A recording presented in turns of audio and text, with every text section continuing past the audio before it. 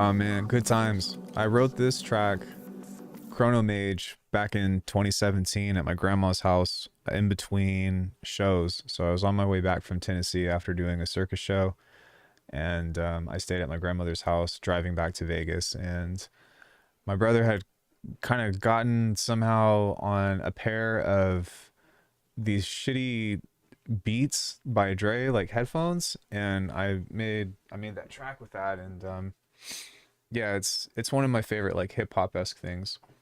So yeah, I'm not gonna waste time because I got a lot to do today, and I've got a big thing. But I'm going to be probably doing this as a recording for Alchemy's beat conjuring video. But for you all, I don't know what today's answer is going to be, and I want to be super transparent that this is more of an experiment and just a thing as opposed to whether or not I need to be successful or non successful.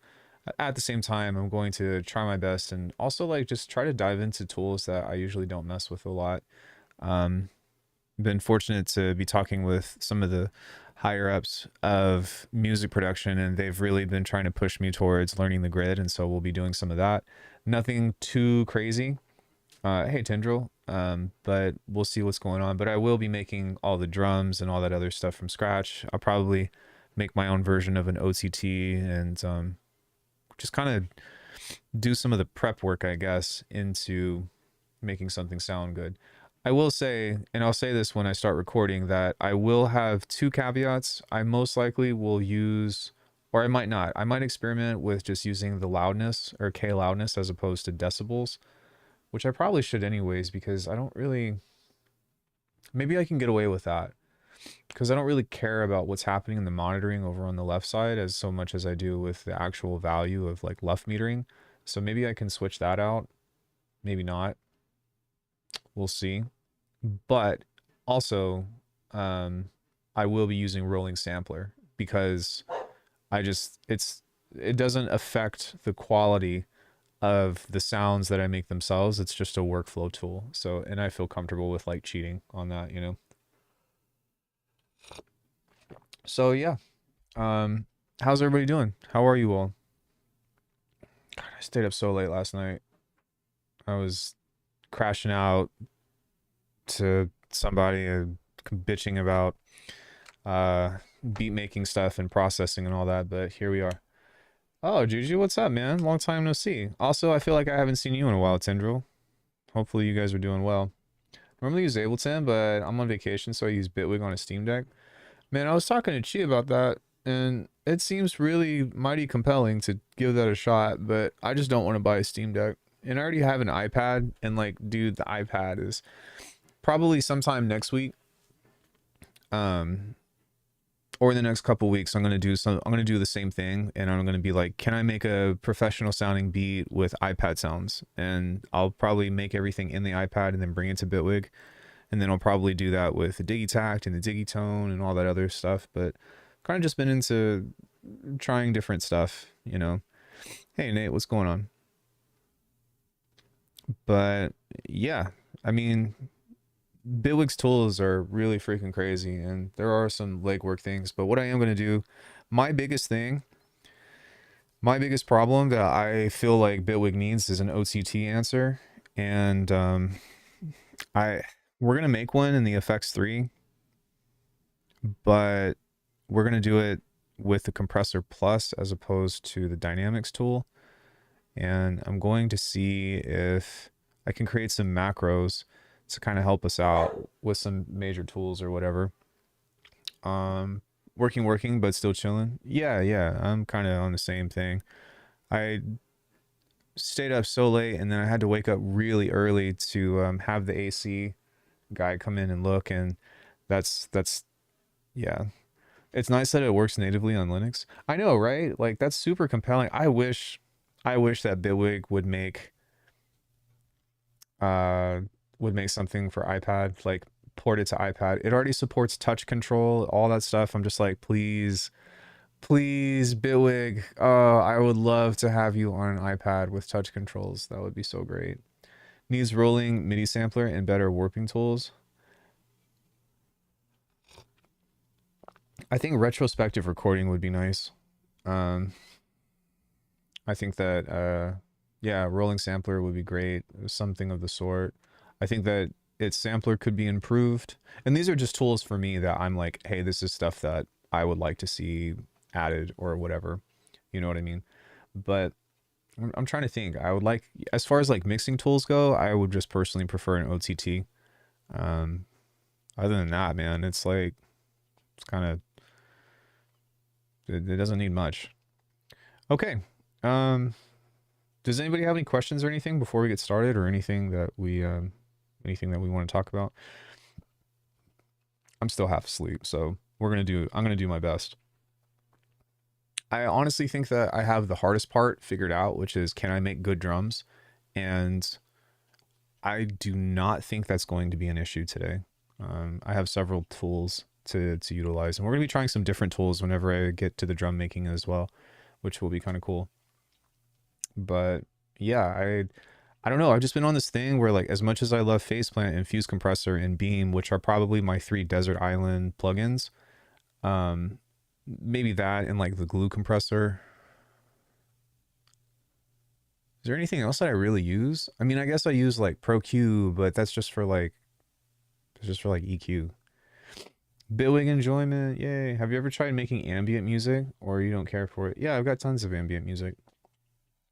Lots of chill out stuff, lots of things that are actually like ambient, like without drums. There's not very many electronic genres that I have not tried. Not very many electronic genres that I can think of anyways that I haven't like made a track for, or at least have tried to make a track for. Not to say that I've been successful, but yeah. Okay. So I'm going to switch over to Bitwig, and then we are going to do the beat conjuring intro. What is going to be today's creature? What is going to be today's creature?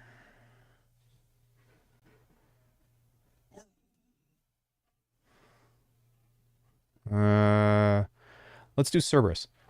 I've been using just stock Bitwig for 2 days now because I couldn't be asked to install plugins on my Steam Deck. Well, not only that, but there's not many creature soccer mom. What? There's not very many plugins that run in clap or run on Linux natively, and I don't know the process of getting wrappers. I know that it's possible, but yeah. Okay, you guys ready? Here we go. Let me just do a quick thing and make sure that when I start recording that this is going to work the way that I intend it to work, because I don't, like, my biggest fear that I'm going to try to avoid with every project is that, like, the recording is fine. Like, nothing happens whenever I do that stuff. So I have this thing called source record, so that way I don't have to switch back to the big scene of like the big camera view whenever I'm recording. So it'll actually create 2 recordings of this. So one will be with the DAW with what you see now. The other one will be the full frame of my face. And that just makes stuff so much easier for the editing process. Okay, I think everything looks good. All right. I'm just kidding. All right, we ready? I think we're ready. Here we go. Hello, and welcome to Alchemy's Beat Conjuring. Today we are going to be summoning the Cerberus from the depths of heck, of the 3rd circle of hell, to be making a beat today with just Bitwig stuff. That means no Fuse Compressor, no Faceplant, no Glue Compressor, no Beam, as much as I love those. The question of today is, can I make something that sounds pro only using Bitwig stuff? I will say that this is just an experiment, and I'm not out to prove or myth bust or to showcase anything. This is more of just an experiment of seeing how far I can get, and also realize that anything that I say with professional or pro is completely subjective and more of a matter of letting you be the judge and showcasing what Bitwig has to offer, because I'm here to put Bitwig on the map. I love Bitwig. I think that it's the best DAW on the market. I can back that up with lots of statements. I think that it's something that everyone should try, but I also think that people are intimidated by it because they don't really know the approach of how to navigate it. And so I'm going to be walking you through a beat, doing everything from scratch as usual, and we'll see how far we get. Cool. Let's go ahead and get back to chat. Hey, BRB. Hello, Alchemy's Beat Conjuring. Internal. let's go ahead and open up with kicks and snares. So I'm going to grab an instance of Polymer, and we are going to be making a kick. So glad for the summer sale. Not only did I get Bitwig on sale, I got an upgrade price since I already 8-track. Let's go. That's awesome. Yeah, I love this program. It's not perfect. There are things that bother me, of course, but it's like it's just so good. Okay, so what I'm doing now is I'm just going to set up the engine.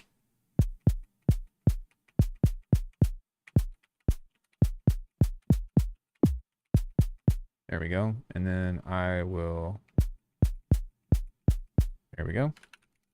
We got some pitch bending on there, and now we need some distortion.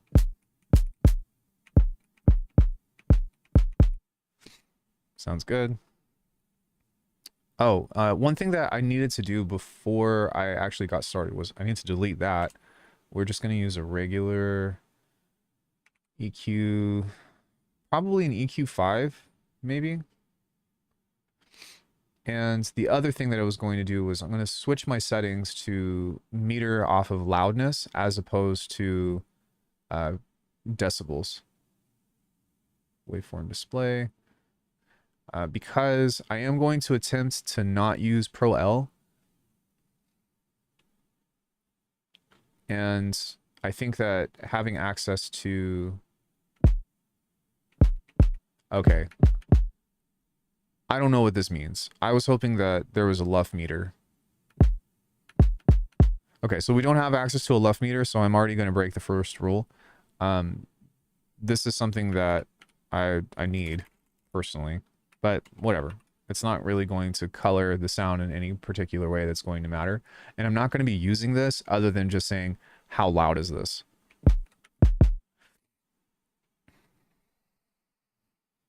Feel free to dislike the video if that's breaking the rules. I don't personally care. Okay, so we're at -13.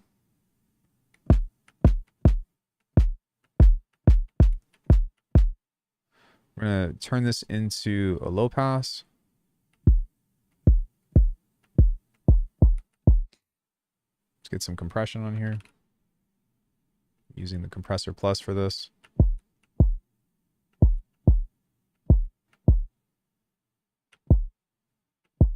I just made a video about the compressor plus, by the way. I would suggest you all check that out if you get the chance. We got transistor. We've got over. And so now what I'm going to do is I'm going to pull back on the threshold, but I'm going to push the makeup up.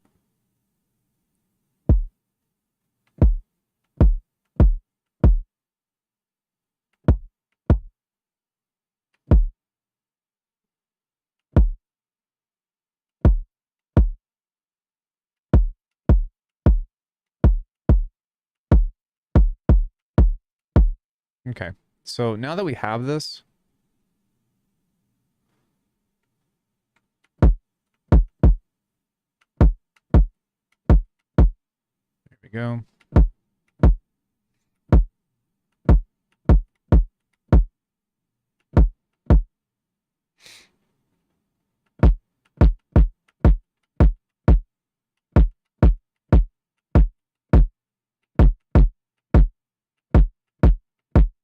Let me go into dual.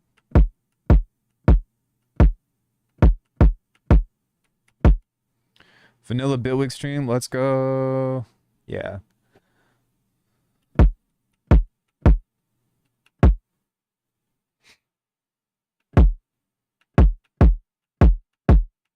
Okay, we're getting close.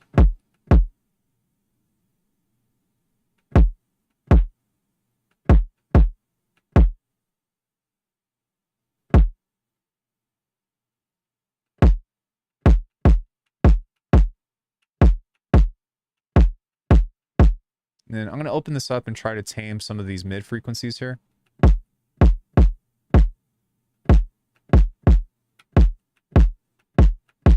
That's sounding more like what I'm looking for. And then something else that I'm going to do is I'm going to come into this and set this to stereo.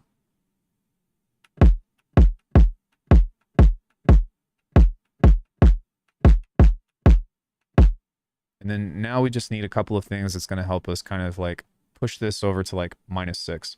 Because that's usually what I go for whenever I'm making drums, is just something in the realm of -6.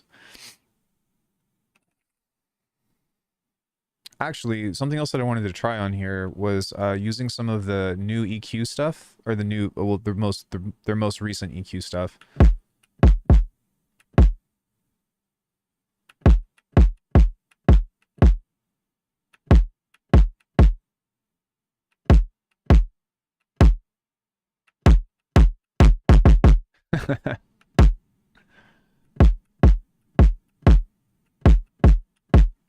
All right, we're close.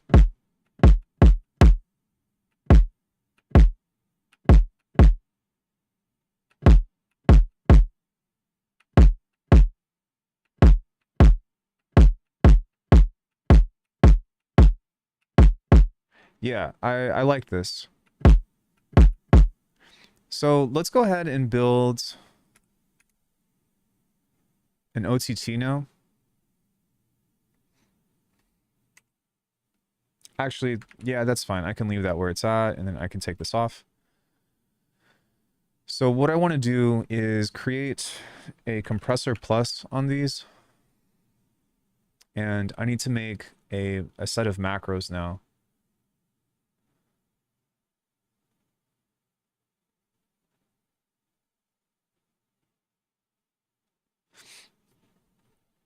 So what I want to do is we're going to go here and we're going to go to the threshold, attack, release.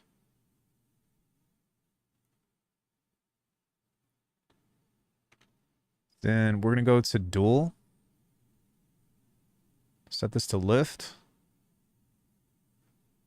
Auto timing, mode, color, and makeup.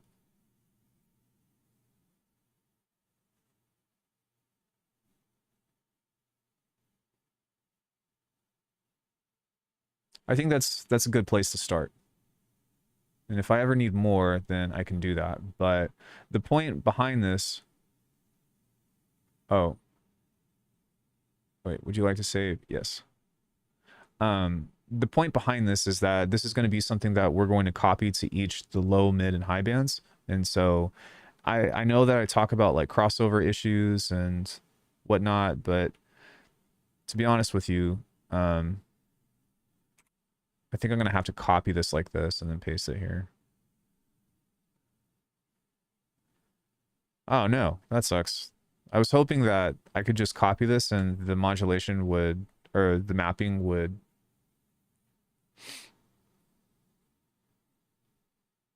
Damn. Okay, so what I might want to do instead, yeah, is instead of having macros like this, I probably just need to make 8 macros on here. Because it looks like, I might be wrong, but it looks like I can only map everything to one thing, which is kind of whack. Oh, wait, I did not mean to do that. So, yeah. Oh, and one other thing that I'm going to do, 987, is something interesting that I found is that I can set this here to hotkey like this. And now all of the master plugins that I have that I want to pull up, best freaking workflow thing I have found in years. That is like the most convenient thing, because now I never have to open up my master. Like the master, don't fucking touch it. But this, fucking money, dude. Shout out to Aiden for teaching me about Bitwig scripting. I think it works the way with the macro knob in the modulator section. This might be kind of helpful for learning Bitwig. Yeah, I'm just personally going to, instead of doing it this way, I'm going to do it like this. And I'm just going to grab Now wait, if I actually grab this, does this pop up? Yeah, so this is a set of 4 macros on here that I can just use instead, which uh shout out to Chi because I didn't even know about this thing that this thing existed, but macro 4 is freaking awesome. Um yeah, so what I'll do is the same thing. So we'll go here, we'll pull the threshold down to like 20.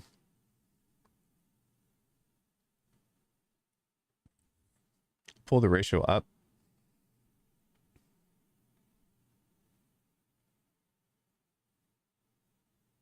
Set that to bipolar.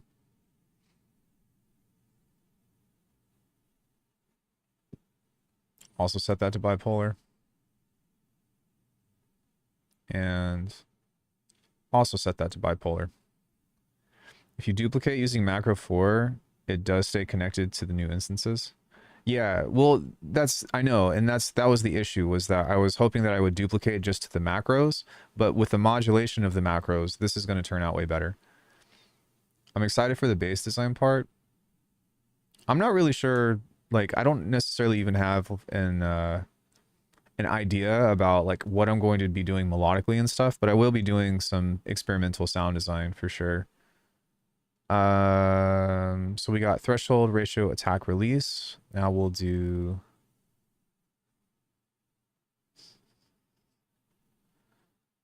Oh, can you not change this on here?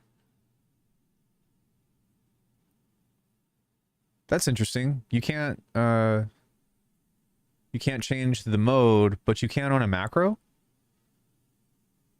Strange. You can change the color type. You can change the lift, which will set that to this. And this will also be makeup.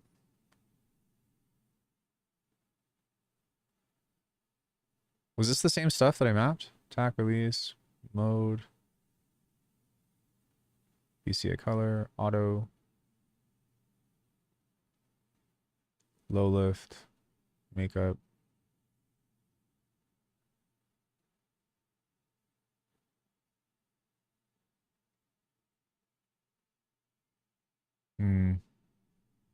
Interesting. Yeah, that's weird that you can... It's weird that you can set... Wait, can I do this?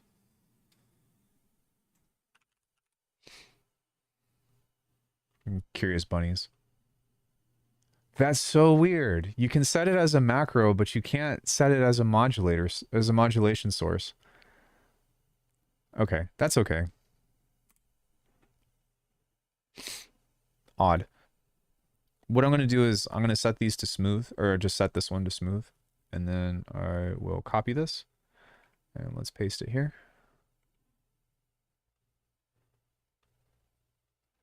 Undo. Option. Low, middle, and high. And now... Can I open both of these at the same time? No, but that's okay.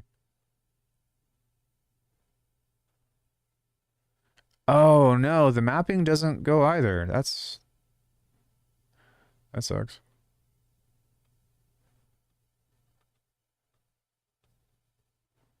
Ooh. Oh, it does on that one. What is going on here? Let's put it on this one. Okay, there we go. Awesome. Yeah, we'll be doing some grid stuff here in a bit, but yeah. I guess what is cool is, oh yeah, again, I can only map this to one control. So threshold, VCA color. Wait.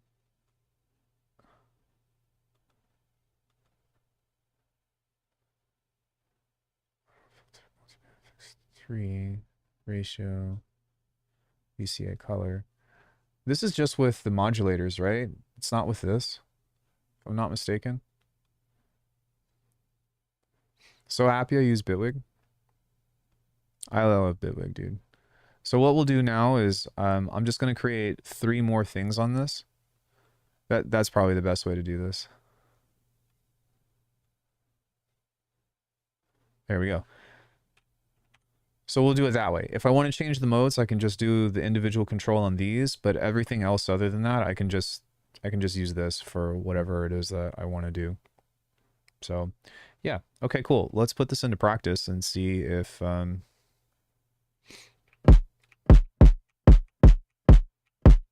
let's also make sure that everything is like just vanilla. Okay.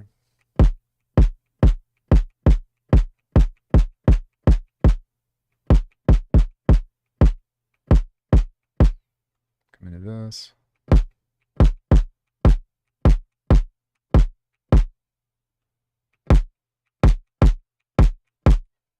We made an OTT.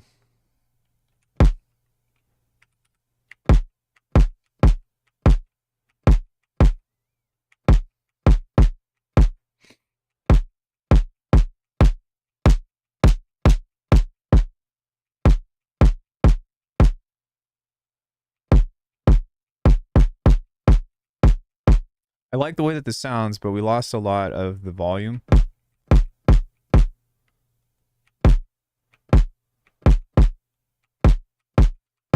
So maybe just trying to figure out a better place to put this.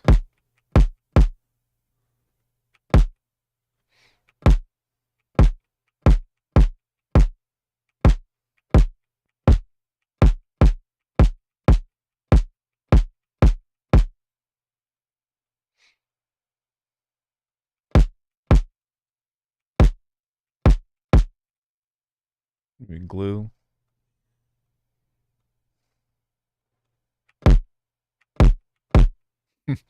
Okay. Oh, okay. Interesting.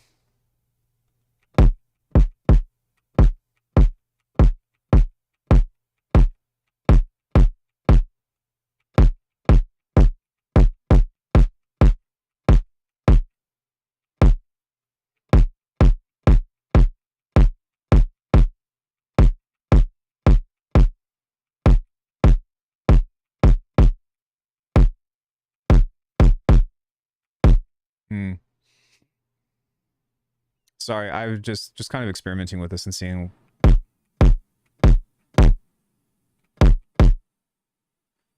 I think I like smooth the most for drums. It sounds like it's the most transparent.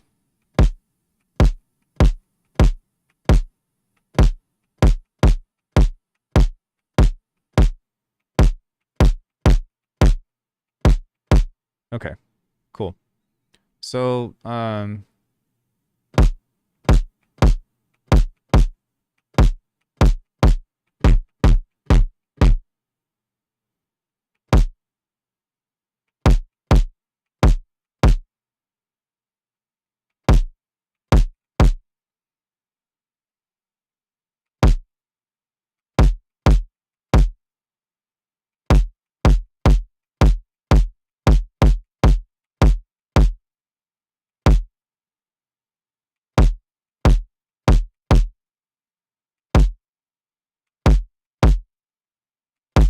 whenever we create sub in this, I don't know if you can tell or not, but that's one way to get like a lot more energy out of this. But what I want to do now is we're going to actually introduce some mid-side stuff.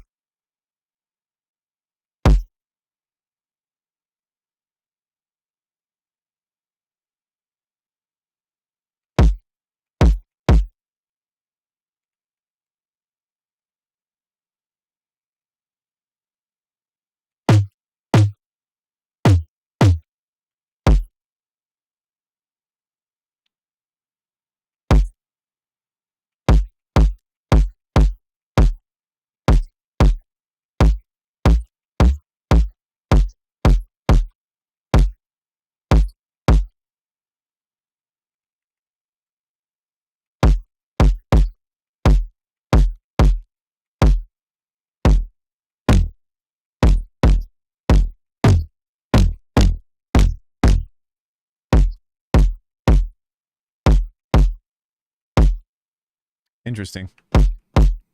Let's grab a sculpt. What is this?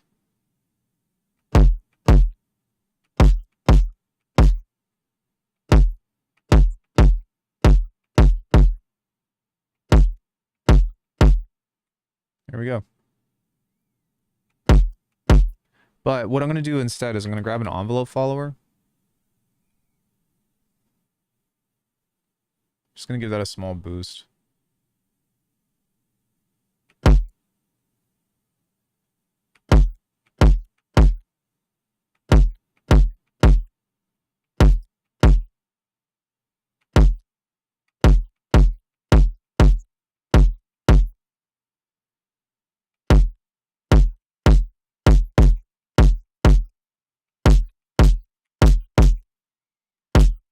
Nice.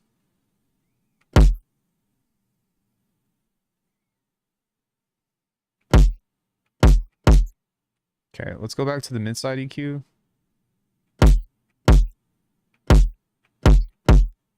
And what I'm going to do is just try to find something that's a little bit more interesting on the texture side.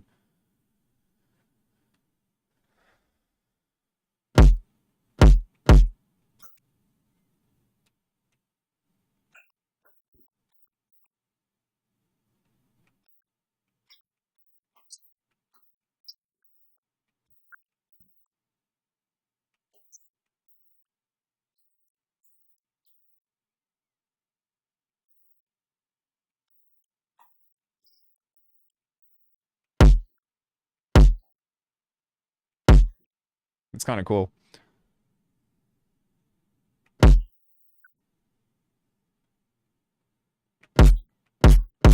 There we go. Yeah.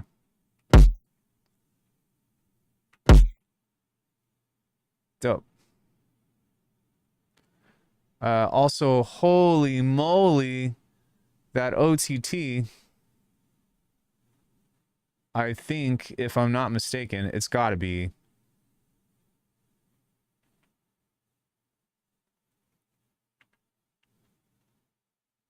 Oh no, there's something else that's running the CPU really hard. 12 milliseconds. 68 milliseconds.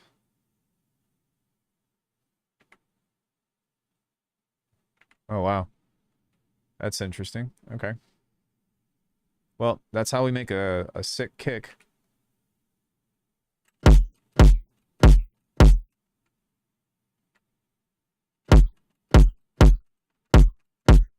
Dope.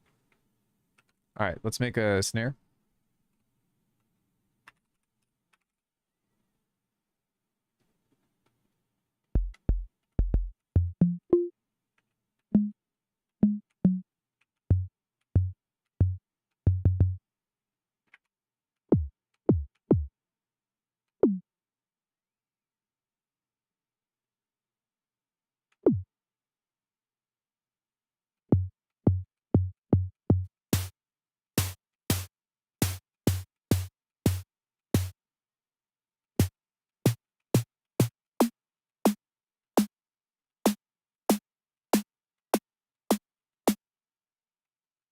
So we're just going to kind of build the layers out to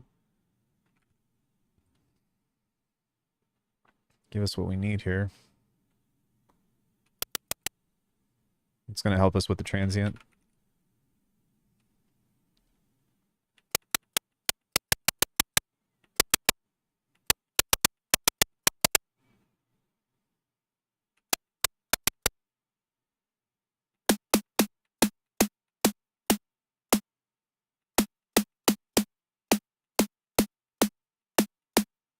Hmm.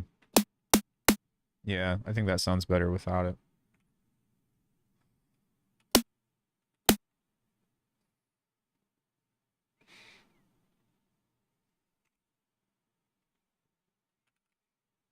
Use a time shift here.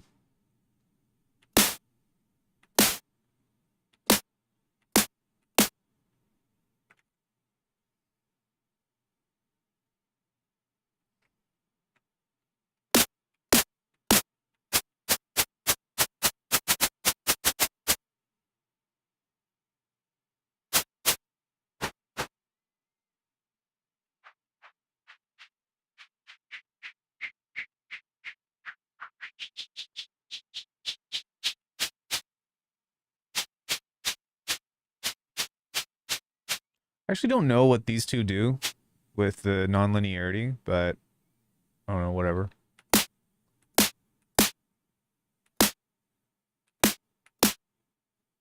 Cool. Not too bad.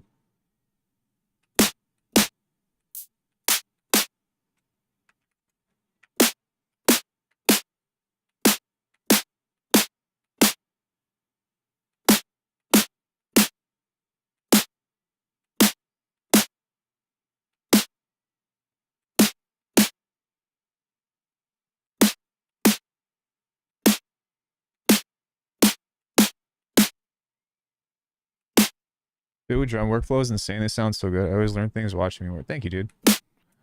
Put a lot of time into figuring out how I work with this stuff, with these tools.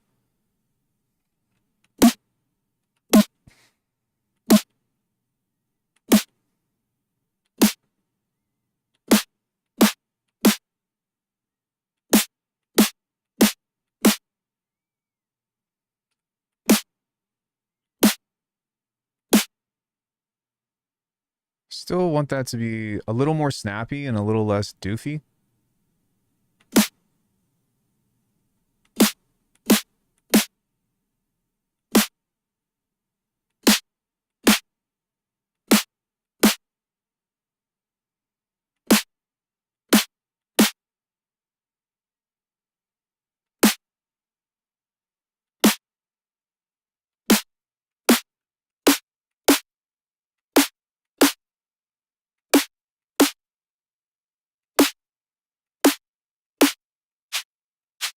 And then I want this to sound a little bit more airy as opposed to like smacky.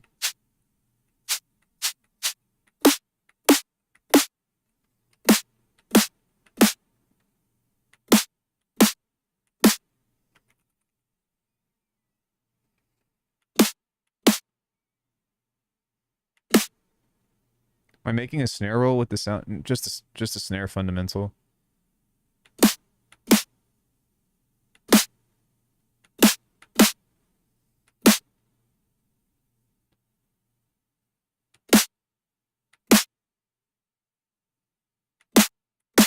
There we go. That sounds a little bit more cohesive now. How to stretch an audio sample like I did with the kick entirely blew my mind, even though you should have figured that out sooner. Oh, you mean like squishing it?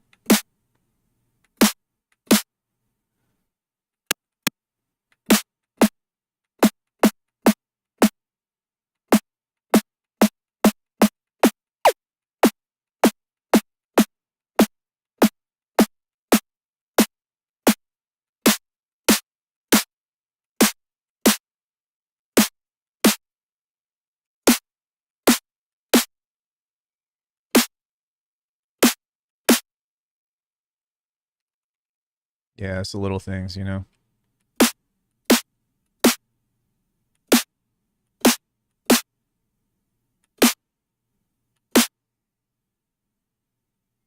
Okay, cool. If I want to make it brighter,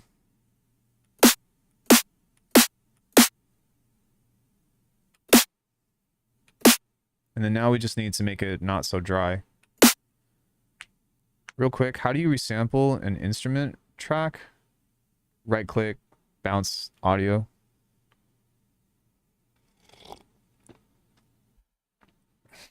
I have it set to a keyboard shortcut, but you can set it to whatever you want.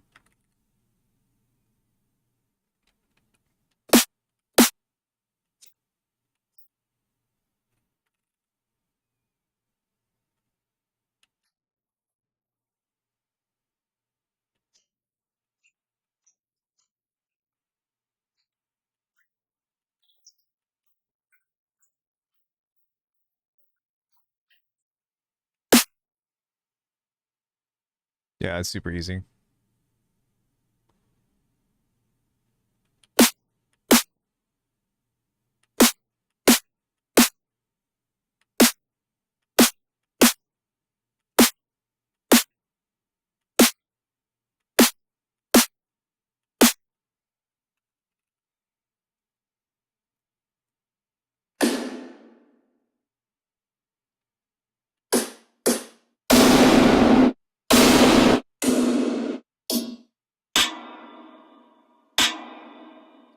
You know, I kind of like that, to be honest.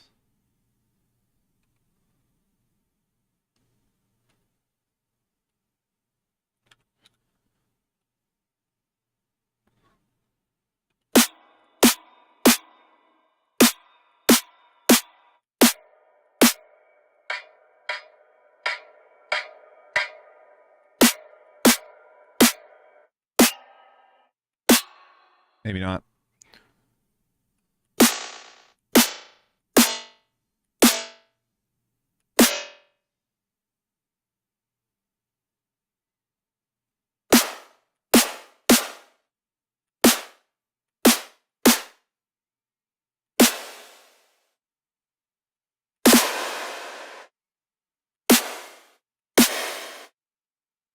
Just kind of searching for something that's going to give it some space, but not too much.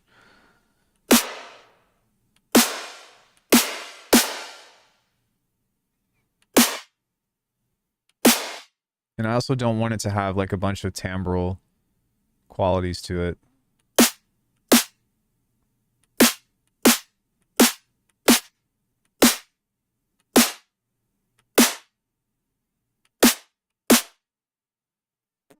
Yeah.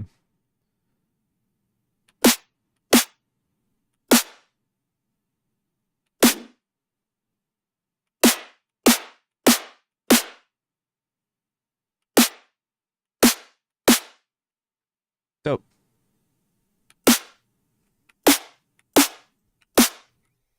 So I'm just going to add a transient control now.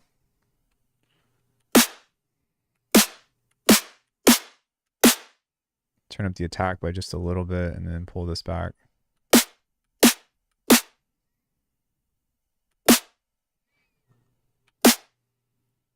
So I'm going to do one version that's like this. And I'm just listening for the phase rotation of this. So we'll pull that one out.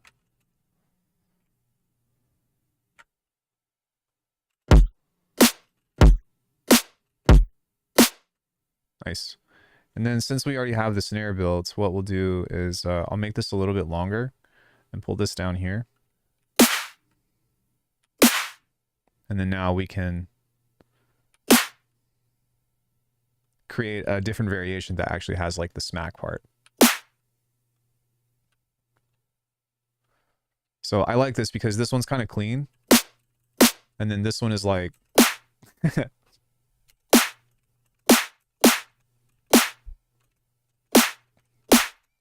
right?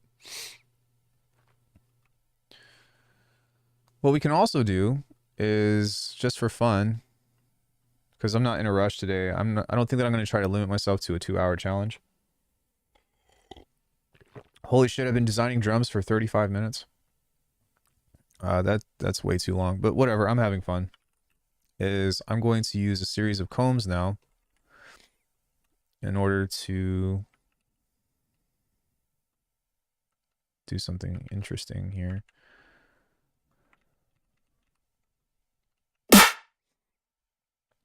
So the first thing is that I'm going to turn this down by a lot, like a lot. But we can actually force a metallic tone through this with the right combination.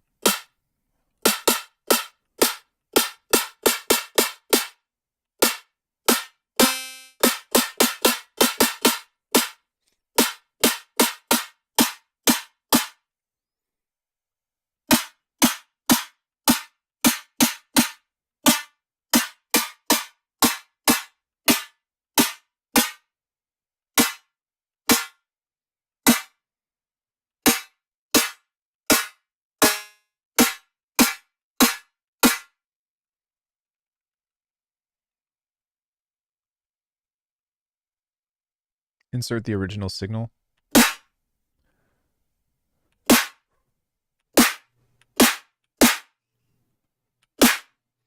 And we can use a frequency shifter to try to manipulate the tonality of it. Then maybe also an EQ. EQ2. That was the one that I was wanting to use on the other one, but whatever.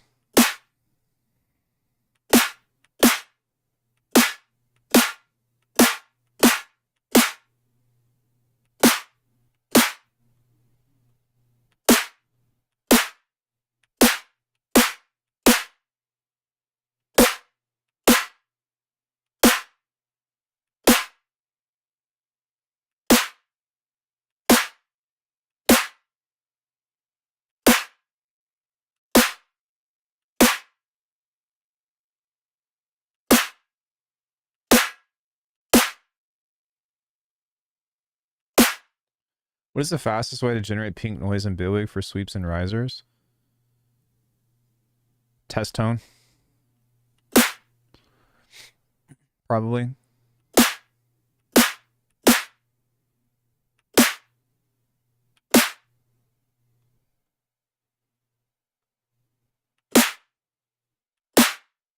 I can use a blur. What's the difference between EQs, or is it just more band? Yeah, mostly just bands. More bonds.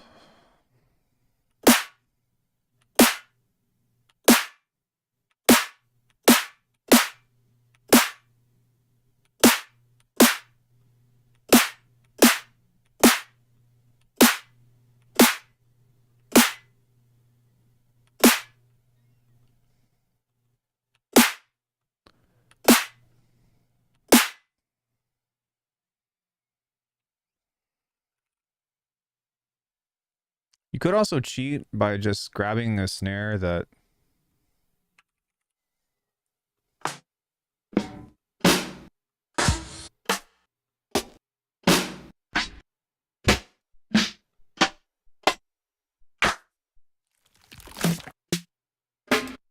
Something like that. Just make sure that you turn it way the fuck down.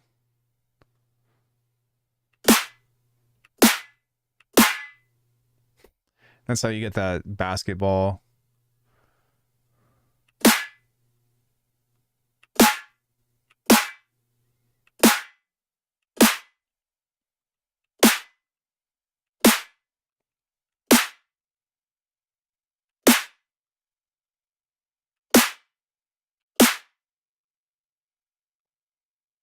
So yeah, a few different versions of that. Dope. So we got a kick, we got a snare. I don't really know what I'm going to use yet, so let's just make a clap now.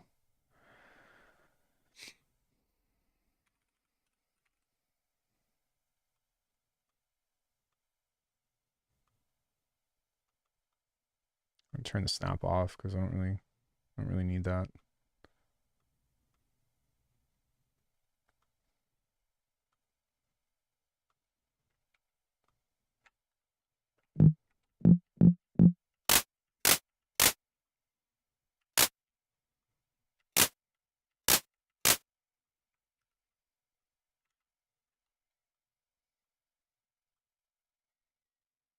Just use this.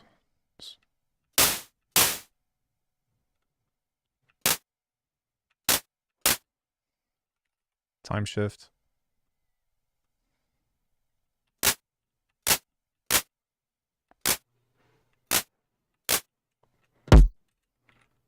Another one.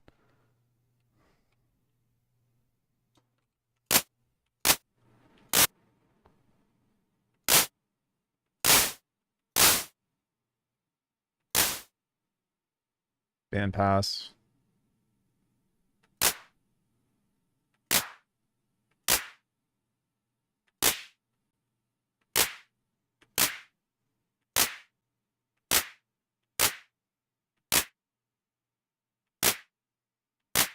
And then now we just need to clean it up.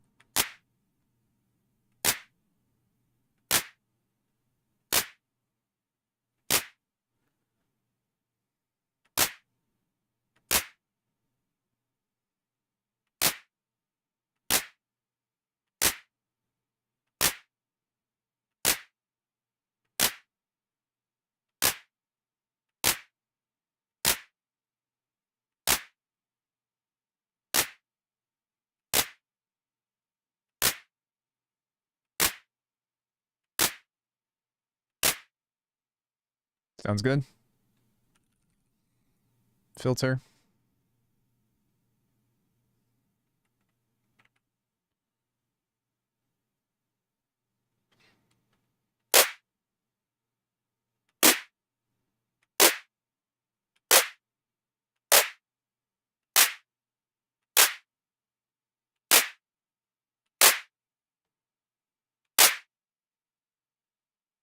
Make this wide. Maybe this one.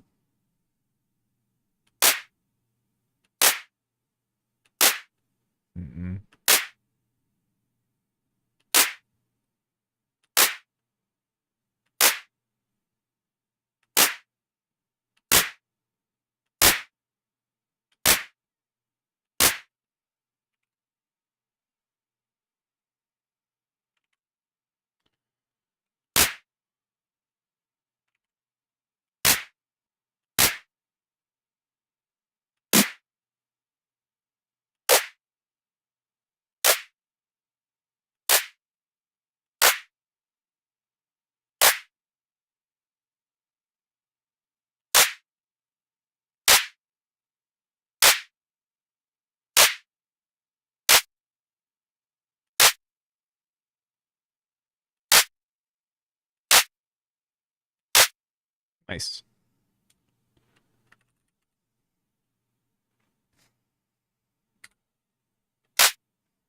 Yeah, this is already loud, so.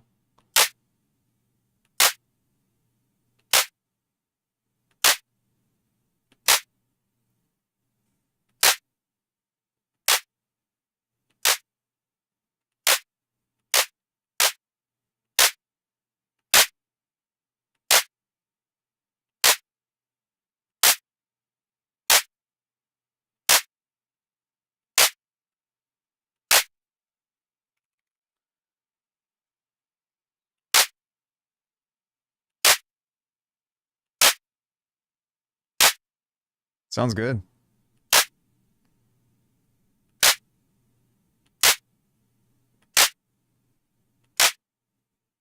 See, this is I like this, but the problem with it is that it muffles the high end. I like can you all hear that? That's a huge difference to me. So maybe what I can do is I can push this over to this side.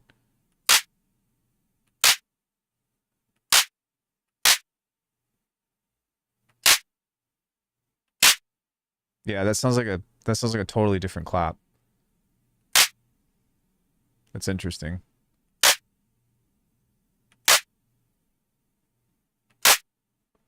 Crazy.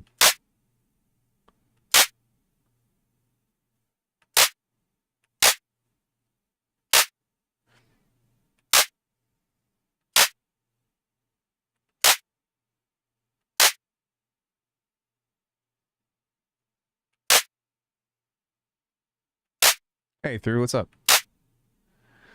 Okay, so now that we have that, what I can also do is give this some texture. So we're gonna go back into the filter here. I don't know, just try something like this.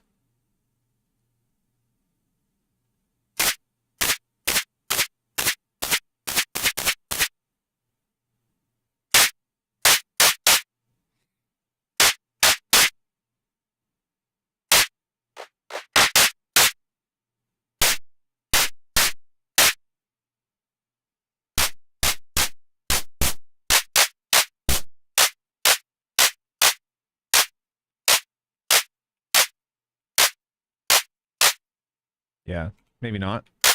So what I'll do instead is we're gonna add just a touch of chorus on here. Been feeling down to make me too down to make music, but I've been making new patches out of the Requiem Tempest lately. That's good, man. I'm glad. Like sometimes like you just need to get into some R&D, you know?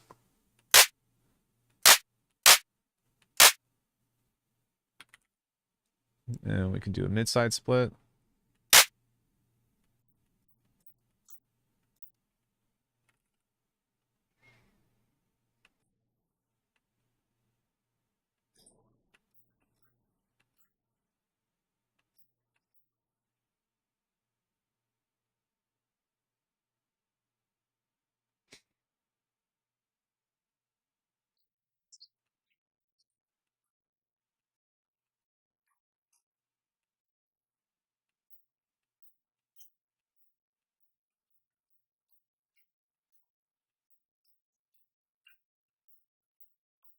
I think that'll be cool. We use a bit 8 to kind of make it grimy.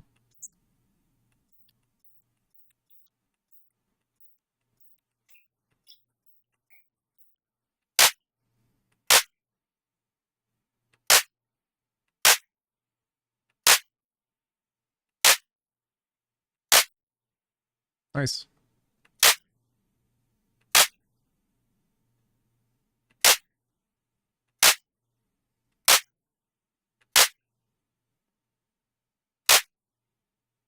And the reason why I took this one was because I wanted to actually turn it down. So yeah, we've got a kick.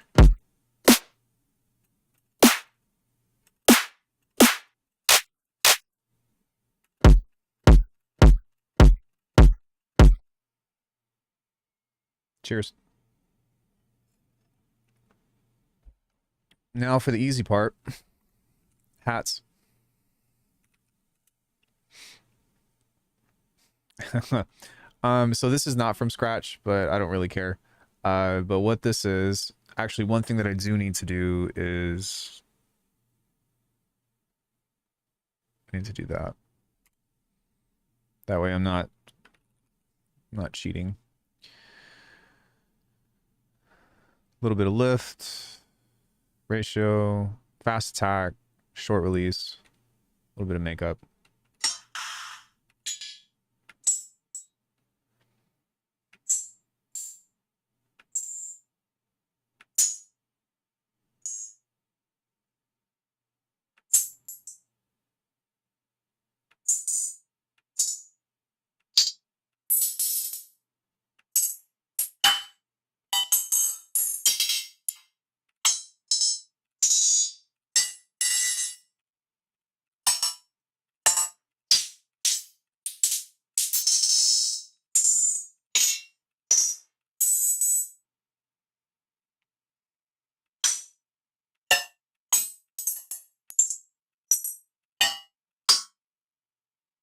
Look at all that percussion that I just made just from that. But what I will say is I need to save this version of it because for one, it's the first party version, and two, I needed to adjust the effect layer. But basically what I did was Bitwig has these, I looked over here for the camera, but Bitwig has these engines built into them that are drums, and they all have these parameters to them. So I made an effects or an instrument selector of each one, randomized all the settings, and then threw this through an ungodly amount of different convolution selectors in order to make this sound more realistic. And together with that, you can get some, you know, some pretty realistic sounding stuff.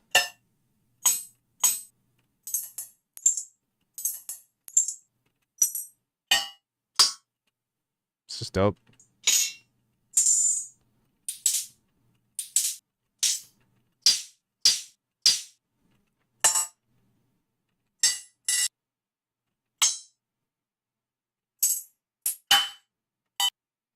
I like this one the best right now.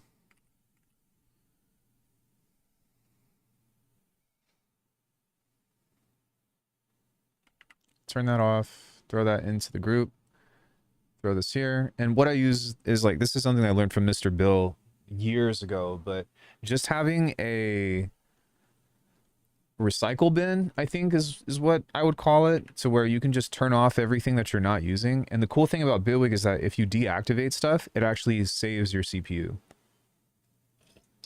which is huge. That's like such a big deal to me. That being said, we can kind of take this and create something with it. It's just kind of like a hat pattern, you know?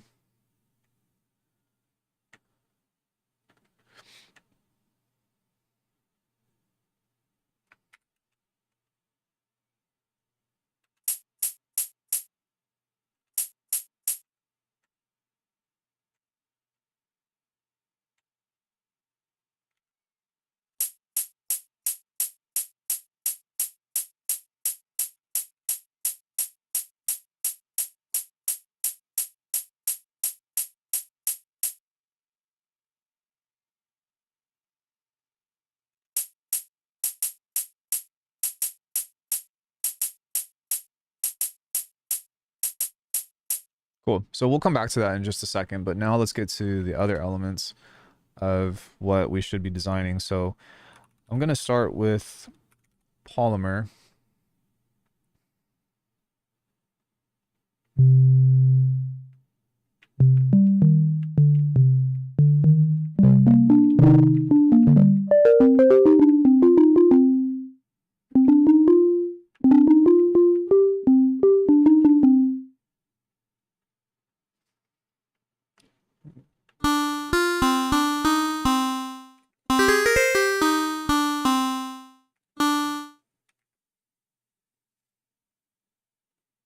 And now what we're going to do is just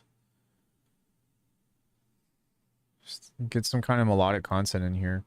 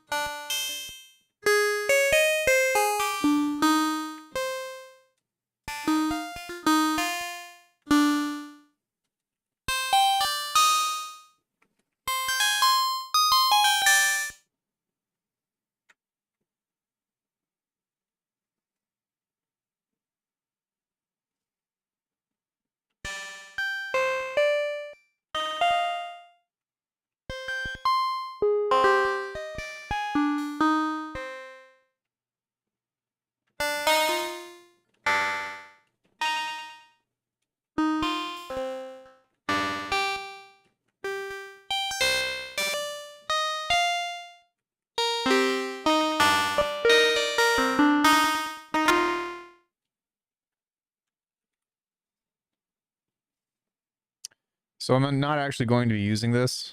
What I will do though is come out of that. I've already got a video on that. We're gonna do something a little bit different here. But what I'll probably do is just start with 4 notes.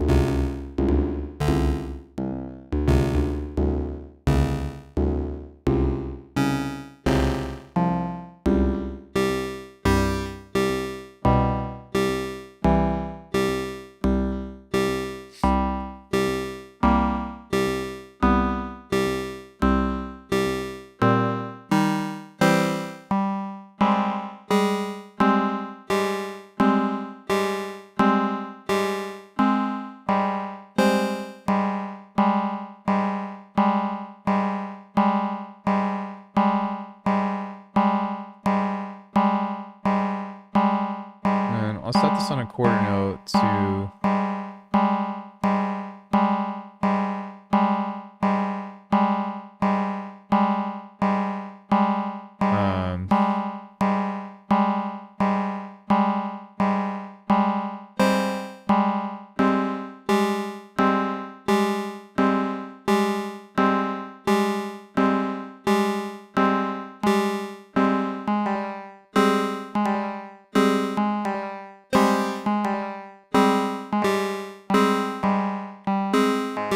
hey, what's up, Carter?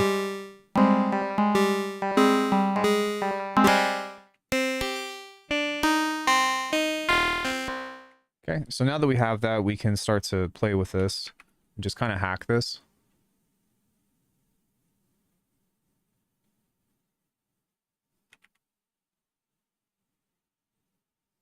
We're setting this to just a single octave to go up and down by 1.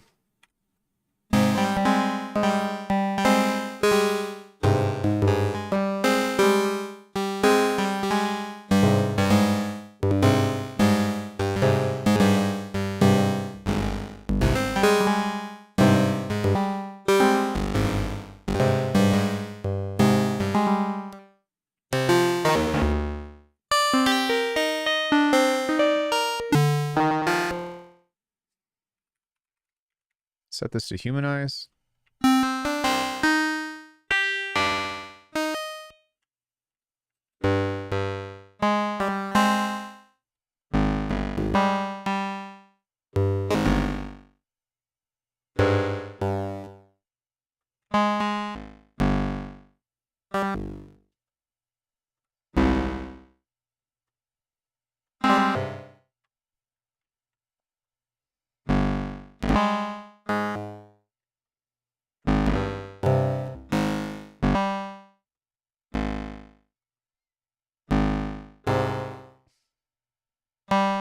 Cool. Let's go into the grid.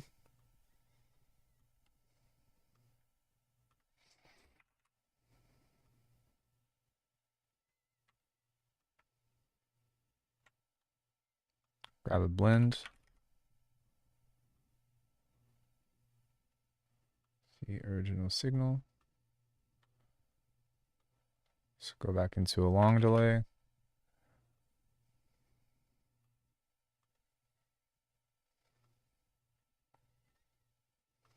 Go into blend.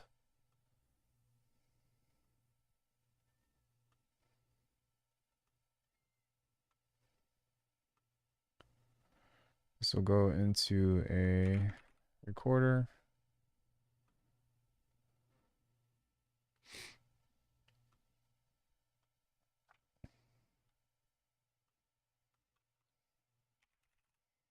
Let's go into a random,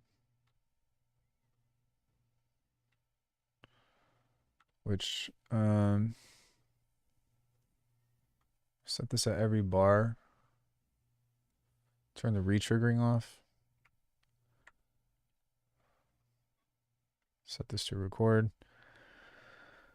And then I want another one that is going to randomize how often this, wait, if this goes up, what does this do? Yeah, if it goes up, it should go down to these. So this is going to record the signal, and this is nice because we can utilize this kind of as a buffer. It's not quite a buffer, but it's something that we can manipulate with it and start to further tweak to make cool and interesting sounds. And so this is going to give us like weird intonations along with this.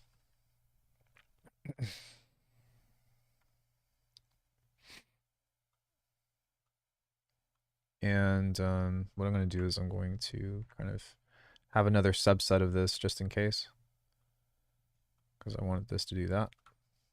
And set this to bipolar, unipolar, unipolar. Yeah, I think I want all these to be unipolar, but this one needs to be bipolar.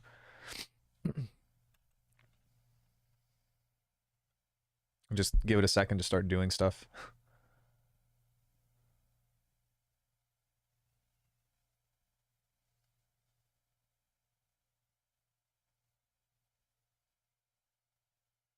I think I did this right.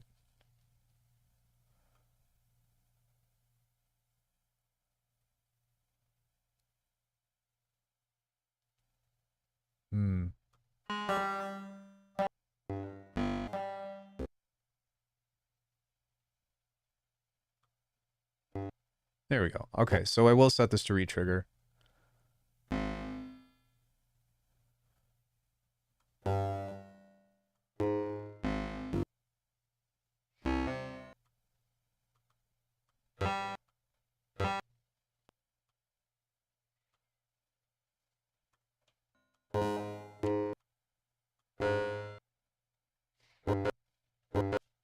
And then what I'll do on here is set this to blend.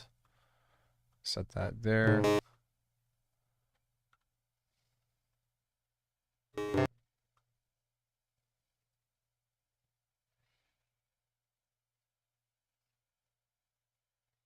And I just need to figure out with this one how to get this to record and play at different times. So maybe I want to set this one to like, hello? Did Bitwig free? Yeah, Bitwig froze. Why has anybody else been experiencing Bitwig freezing lately? But usually if I close out of this or hit, yeah, then I go cancel, it usually fixes itself. I'm just like, what the fuck?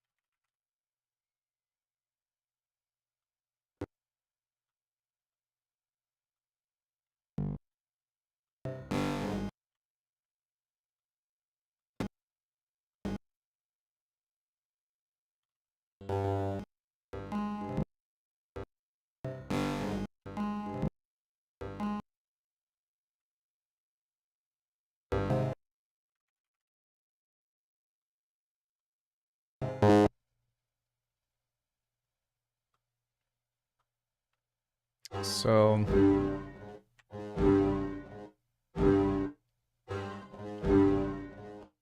what I'm doing now is kind of just, I'm just going to build a weird ass network of stuff that's,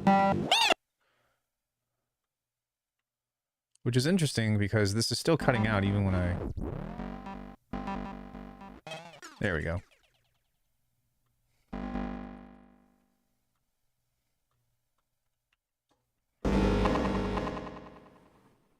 Science.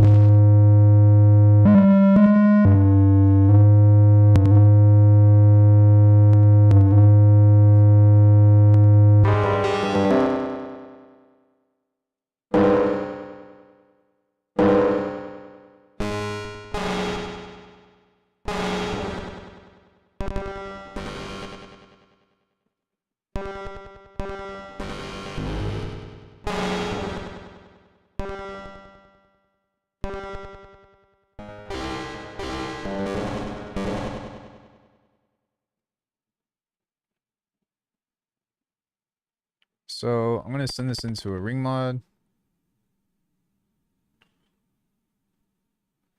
And what I'm going to do here is grab a wavetable.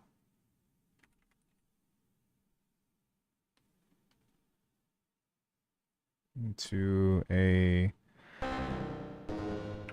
amount or a value rather.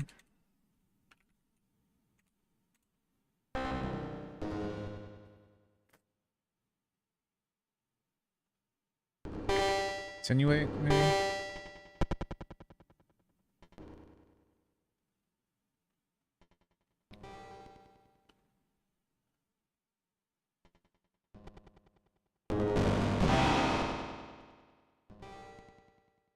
Oh, oops.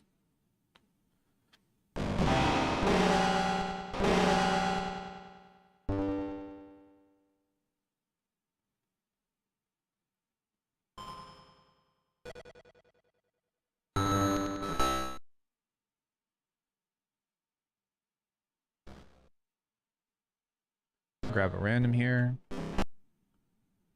And I'm kind of just messing around now. Try to get some stuff to do something cool.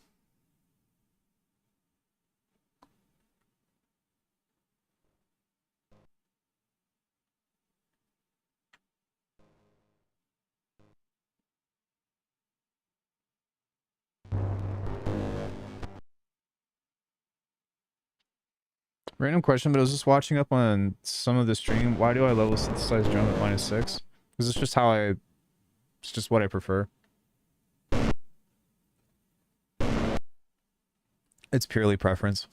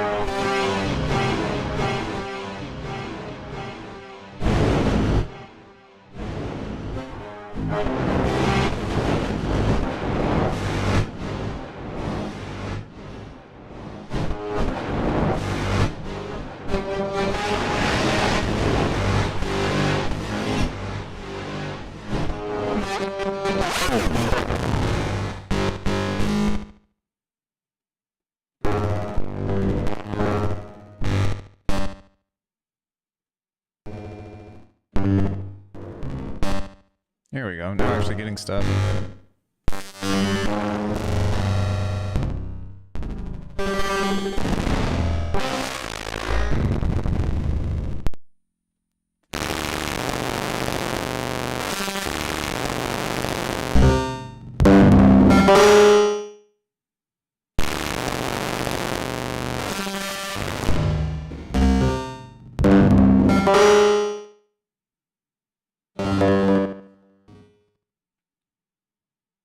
Cool.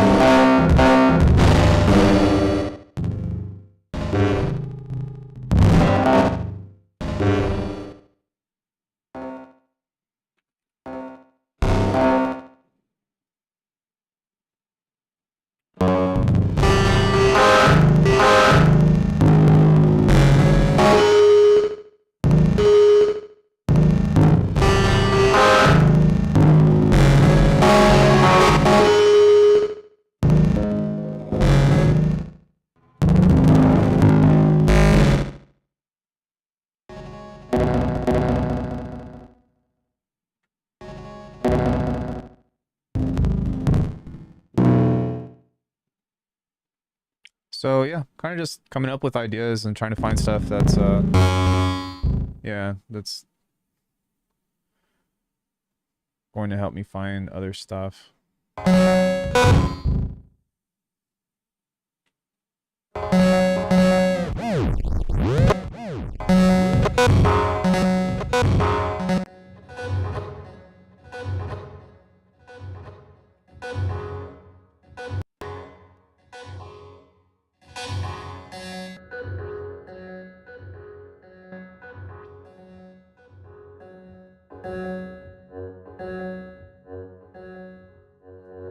Totally worth this, and that's awesome and built into your DAW. So close to buying Bitwig just to make general mono stuff in the grid like this.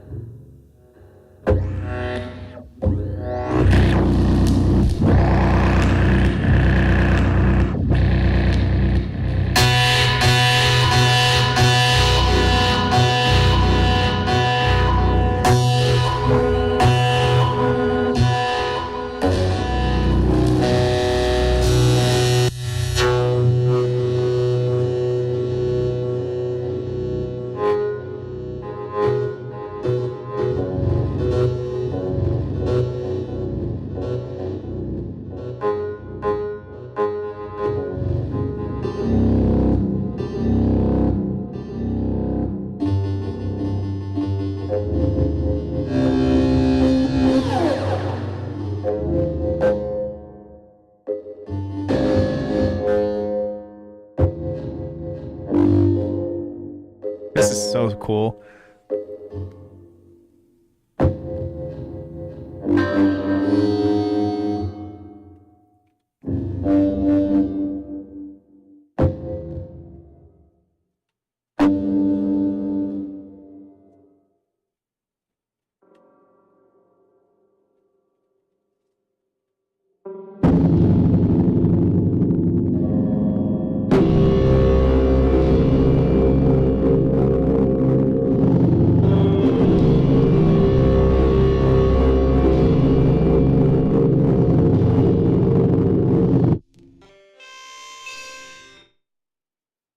So I was trying to think about like ways that I can come up with both a looper and I'd really like a buffer, but I don't necessarily know how to create that.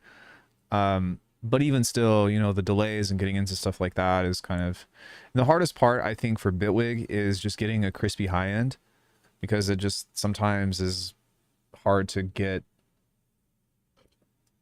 just hard to pull stuff out of it, you know?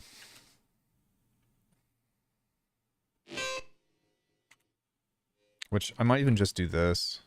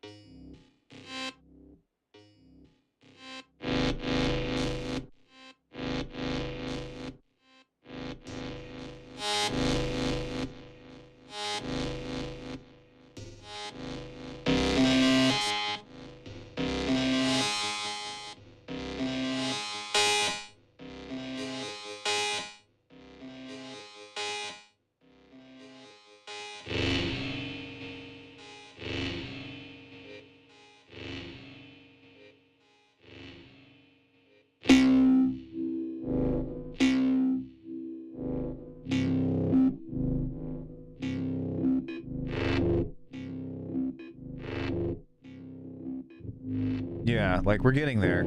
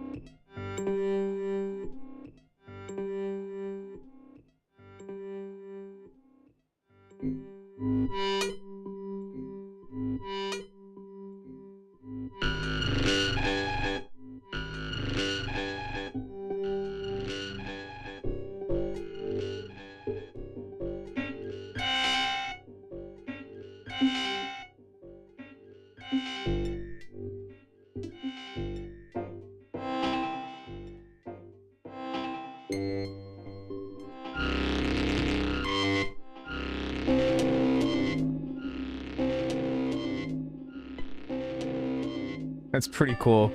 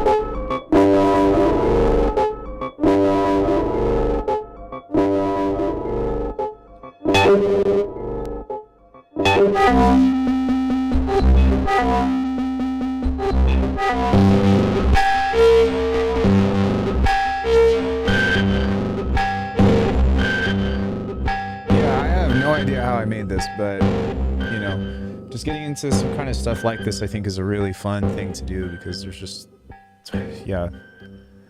And I enjoy it. I enjoy like just starting with simple things and trying to build upon them and whatnot. And here at a second, I'm kind of just fishing for, I don't know, anything that jumps out to me. But I'm gonna continue to go a little bit deeper with this and start to do like some other processing and see if I can use this to find hooks and stuff. The other thing is that we can also do cool stuff like this to where this is all, most of this anyways is randomized, but we can kind of cycle through this if we want to, like this.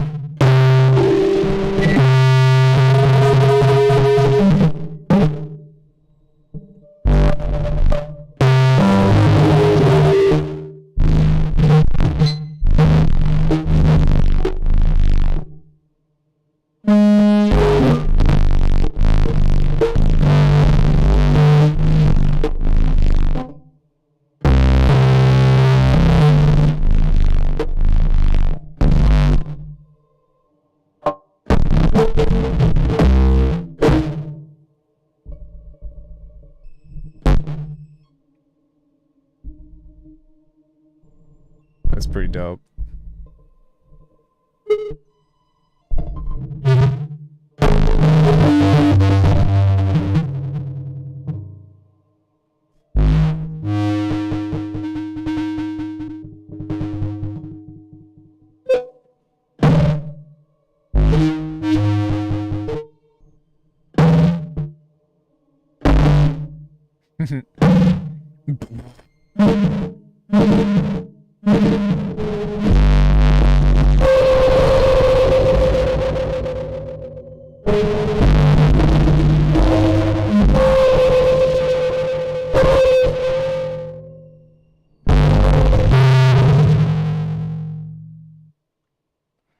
Kind of back off of that for a bit.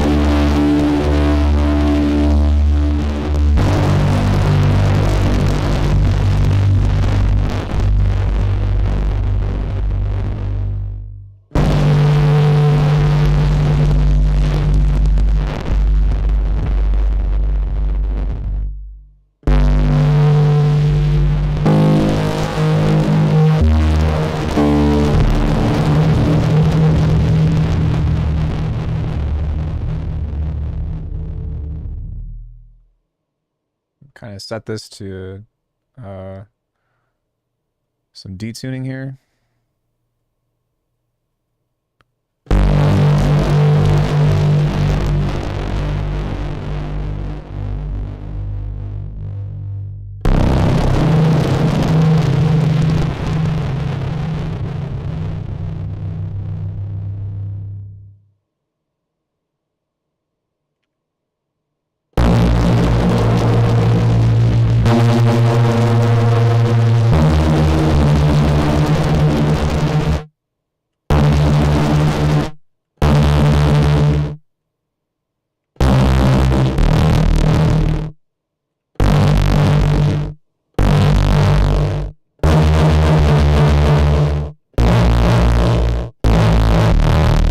Oh yeah, there's a lot of that kind of hidden throughout a lot of the stuff that I do.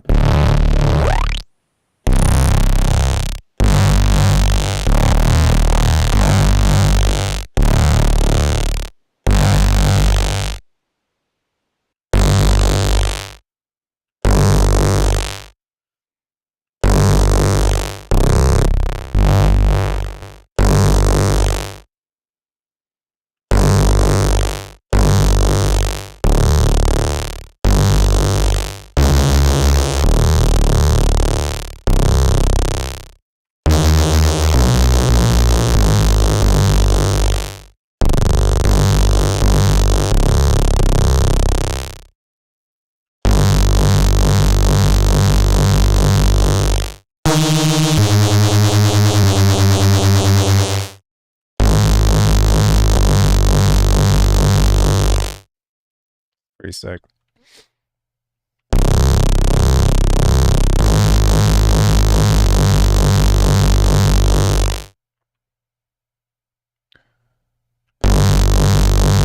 So what I'd like to do is I'd like to make that pulse a little bit faster.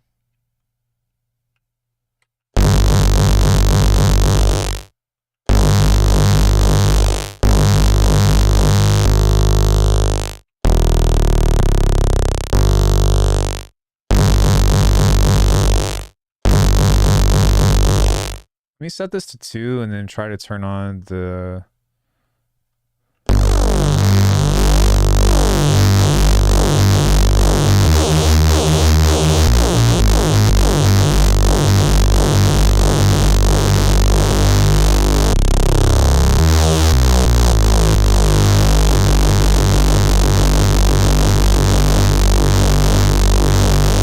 Yeah, I don't really know which one I like better, to be honest, because...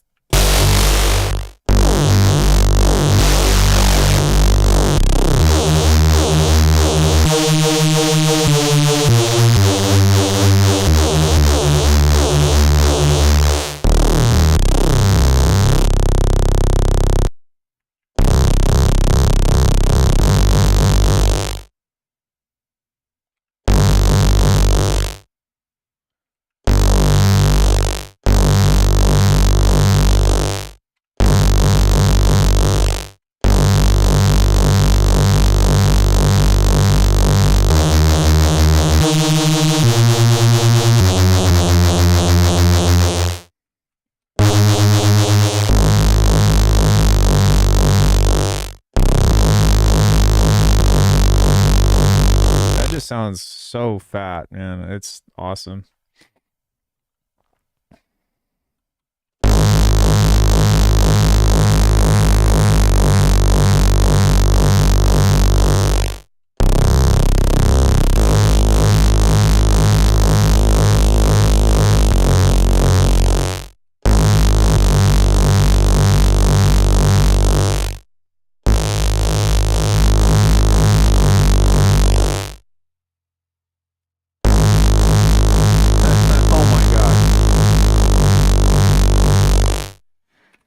So I'm gonna grab another clipper here. Just pull this down to like -2.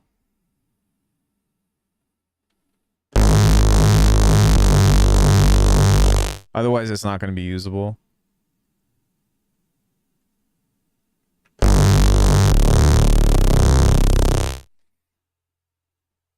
Okay, so...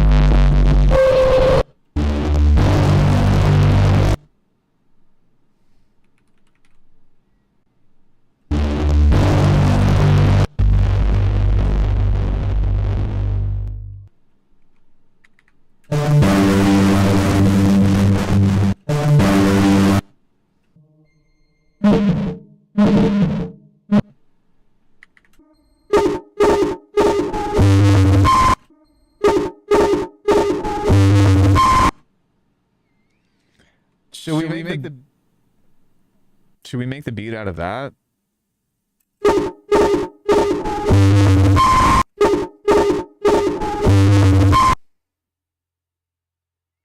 That would be pretty insane. That would be pretty fucking nuts.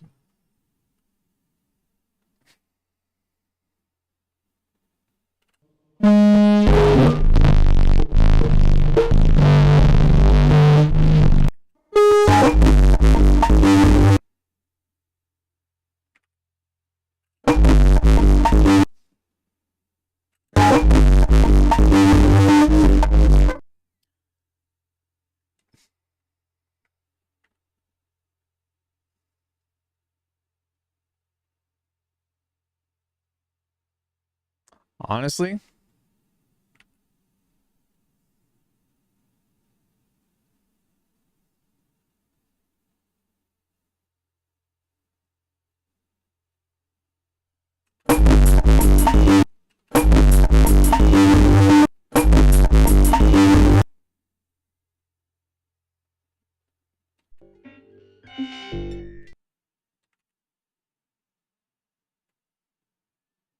okay, so now we're just going to get into... Sorry, let me try it again. Okay, so now we're just going to try to get into sequencing this like crazy bass thing and see if we can control it.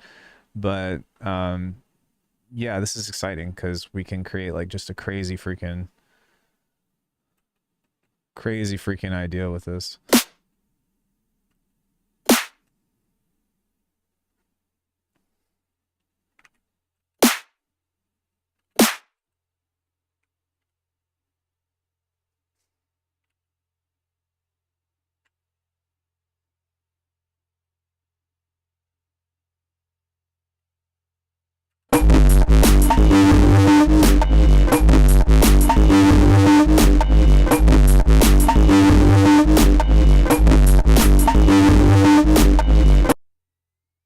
So first off, I'm going to clip this. And I'm just going to set this to -2.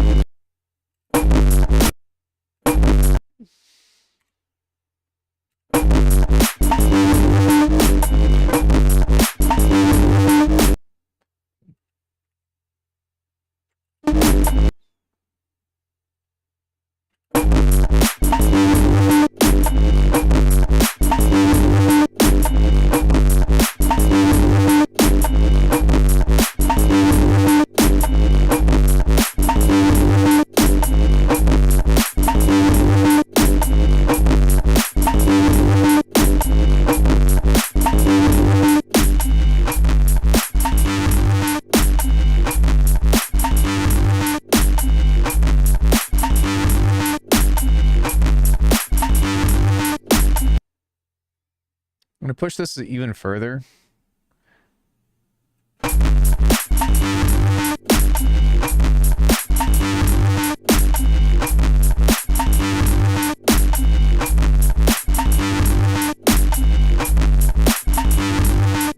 Hey, Athena, what's up?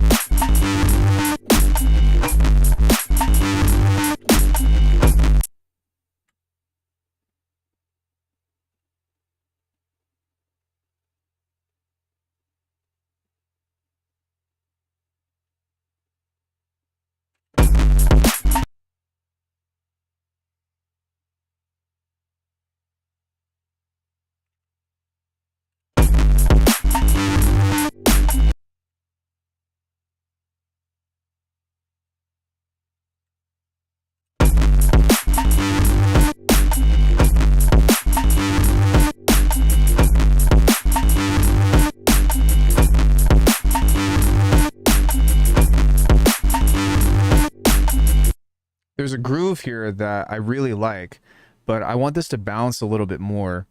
And so I'm going to try to refine the drums and get that where I want it to be.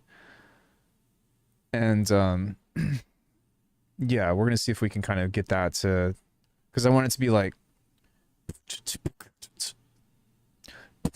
Oh, wait, you can't even hear what I'm doing, but like, wait, hold on. Something that's along the lines of like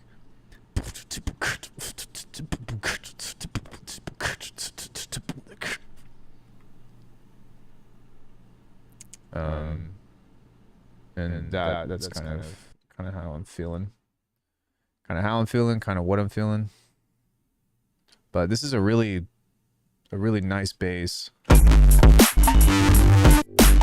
We're gonna do more to it later with like some high-end enhancement and stuff, but just as a starting point of like how sick this sounds.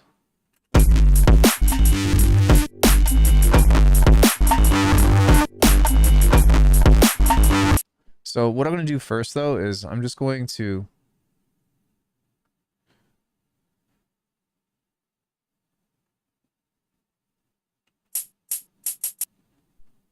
mute this, and then I'm just going to try to focus on making the drums where I want them to be. So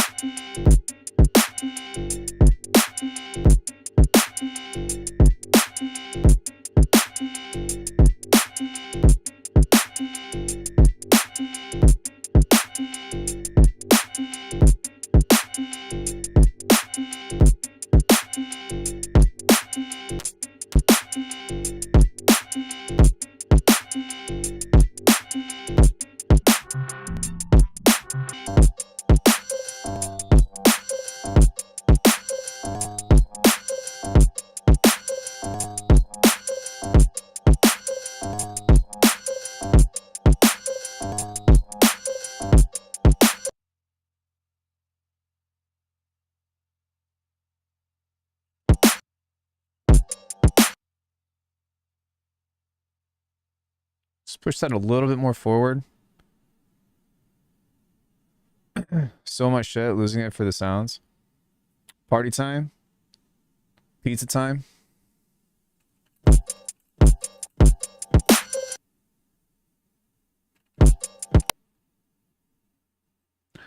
Yeah, I want this to sound more like constricted and like more choked, so I want it to be like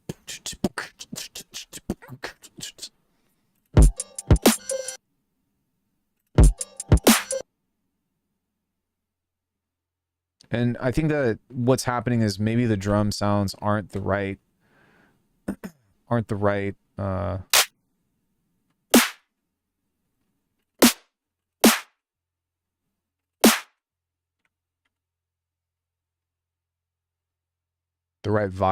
but we're going to kind of continue experimenting and just see if I can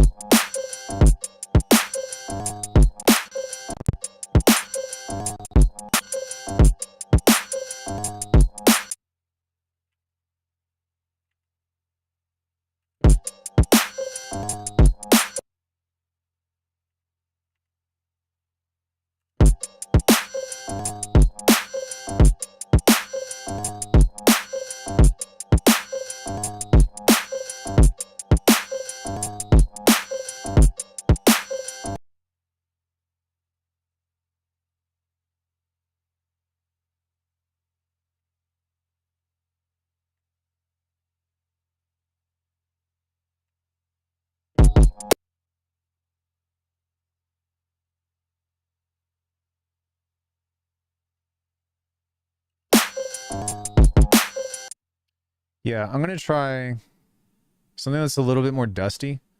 So I know that I spent all that time making a snare, but at the same time, for what the track is pulling for, I feel like I'm gonna go for something that's kind of like a mix between a clap and a snare. Or sorry, a clap and a rim shot. My bad. Because I think that it's going to... I think it's going to help a lot, to be honest.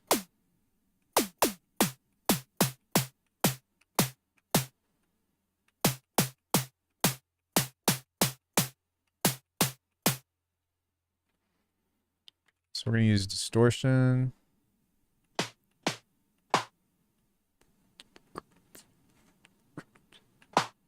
Yeah.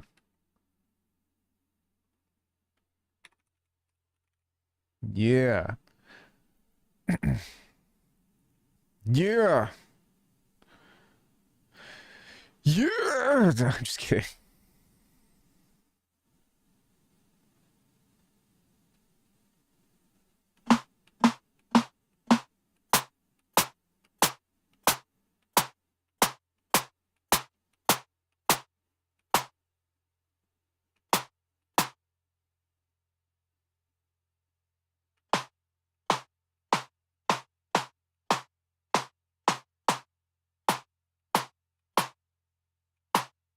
Hell yeah.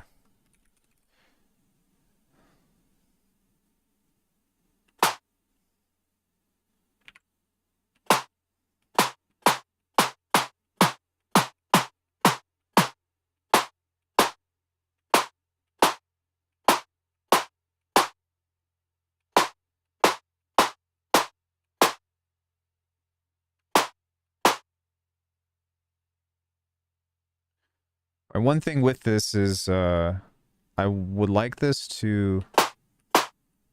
Dude, this thing, oh my god. I'm so over the moon about that.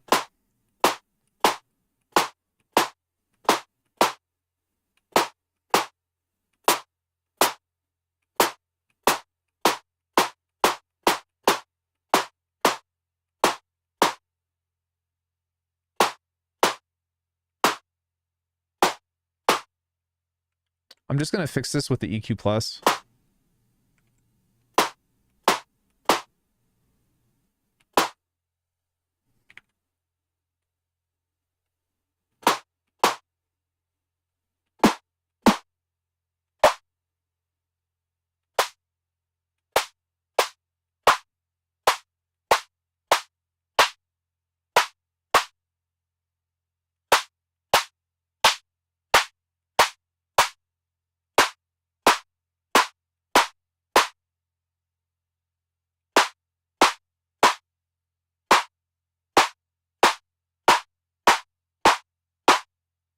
This is too long.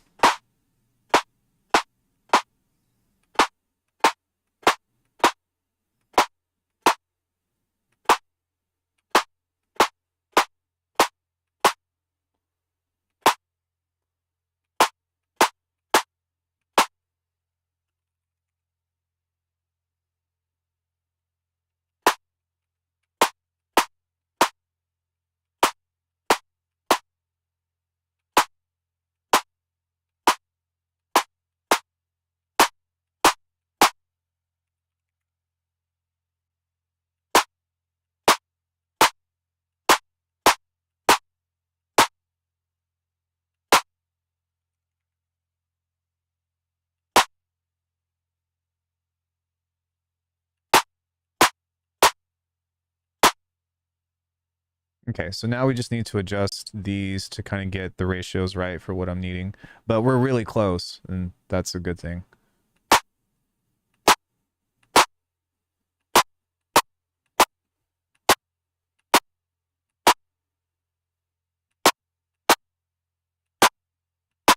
You see how much of a difference these envelopes make, though?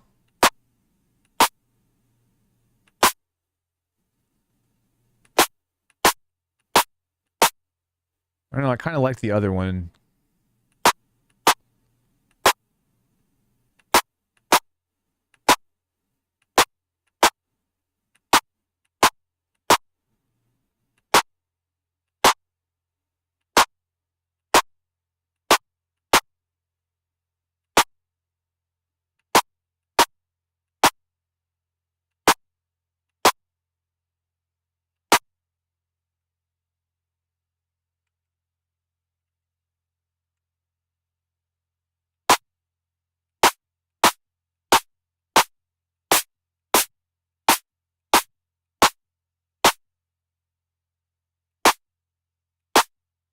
Okay, I'm pretty happy with that one so far.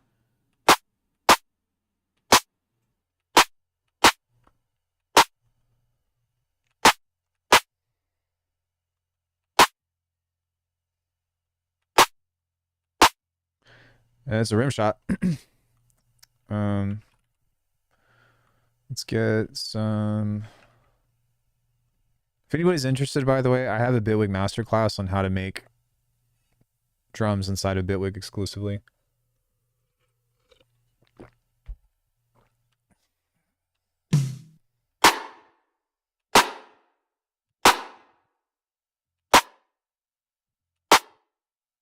That sounds nice. We just take that last one here.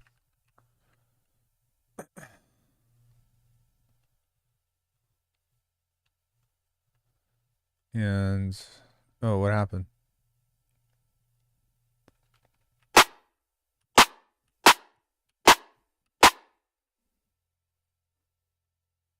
don't know if you can all. I don't know if you can hear the phase rotating in that, but that's why I hit. Excuse me, I hit it a few times to try to get it to try to get the right one. What is this just noise?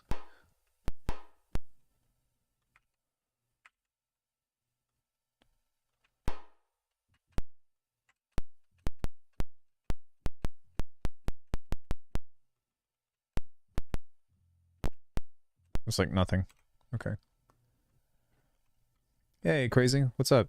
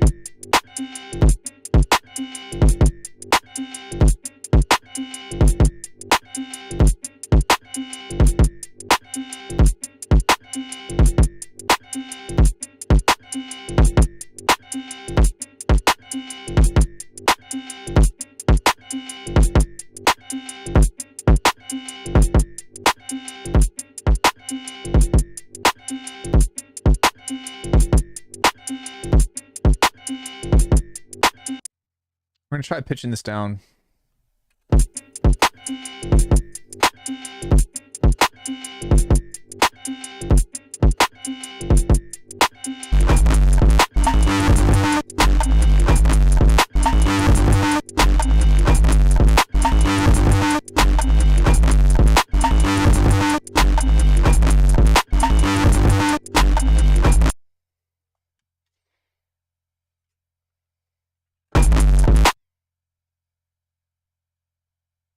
Might want this to be a little bit faster.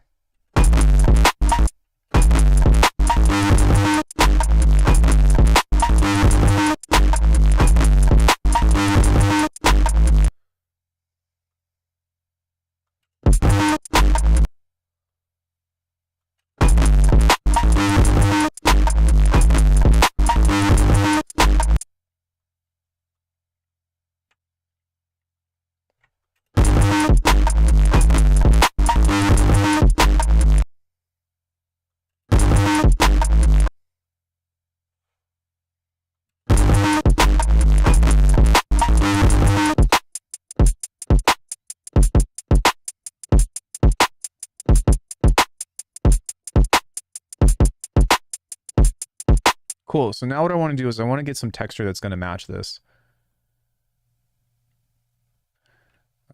So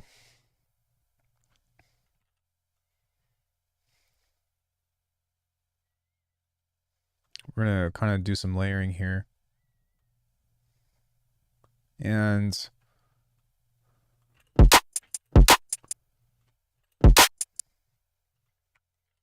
I actually really like the way that both of those sound. So I might just keep that, to be honest.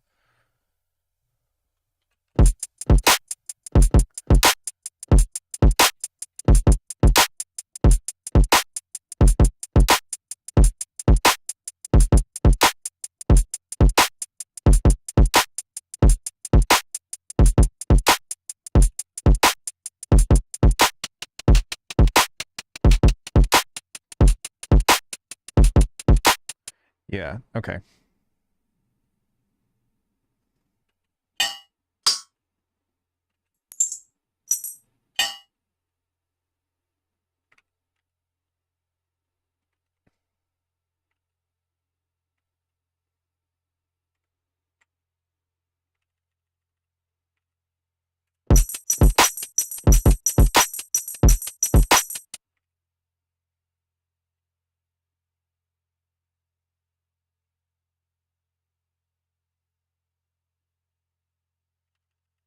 Just gonna try to make that a little bit tighter.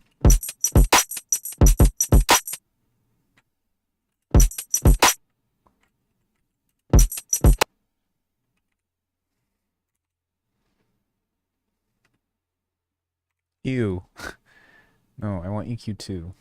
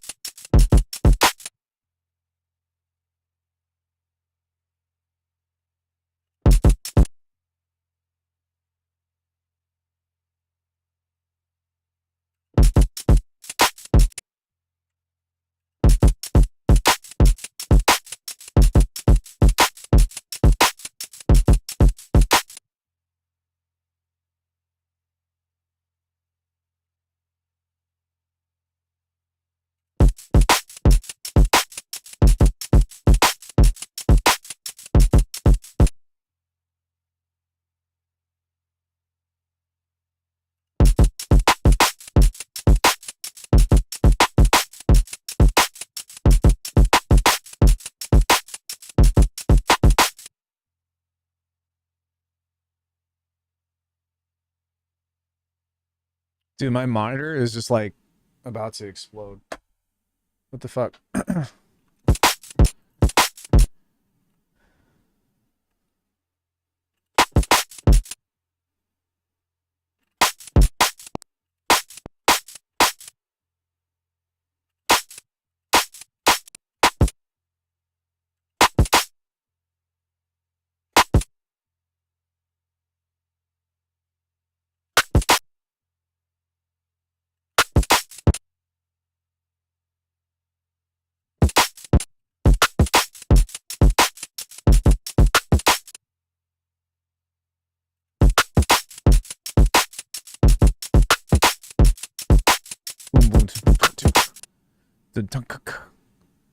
So that's kind of what I'm going for here, is something that's like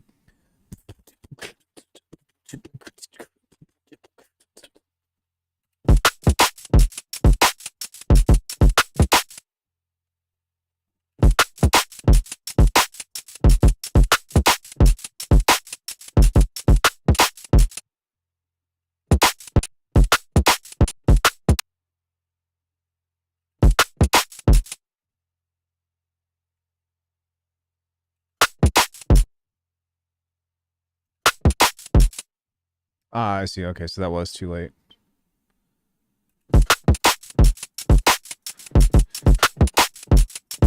So even though I don't like this interaction,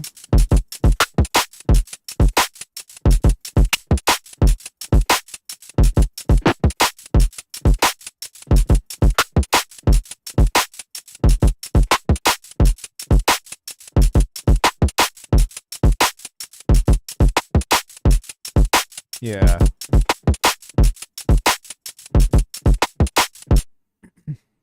I want like a different rim shot or something like that.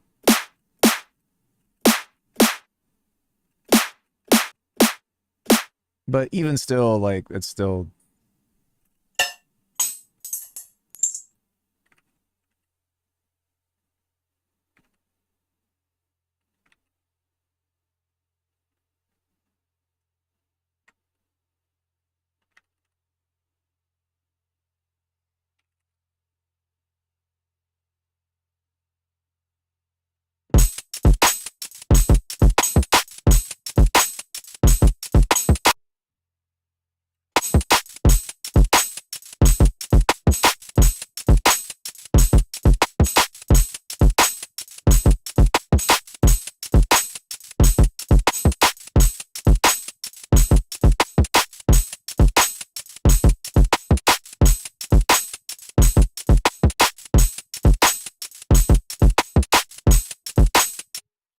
So I'm going to throw all this into the snares and stuff now.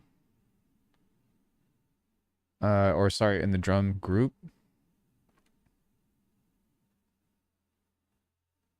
And we'll throw this into our sidechain.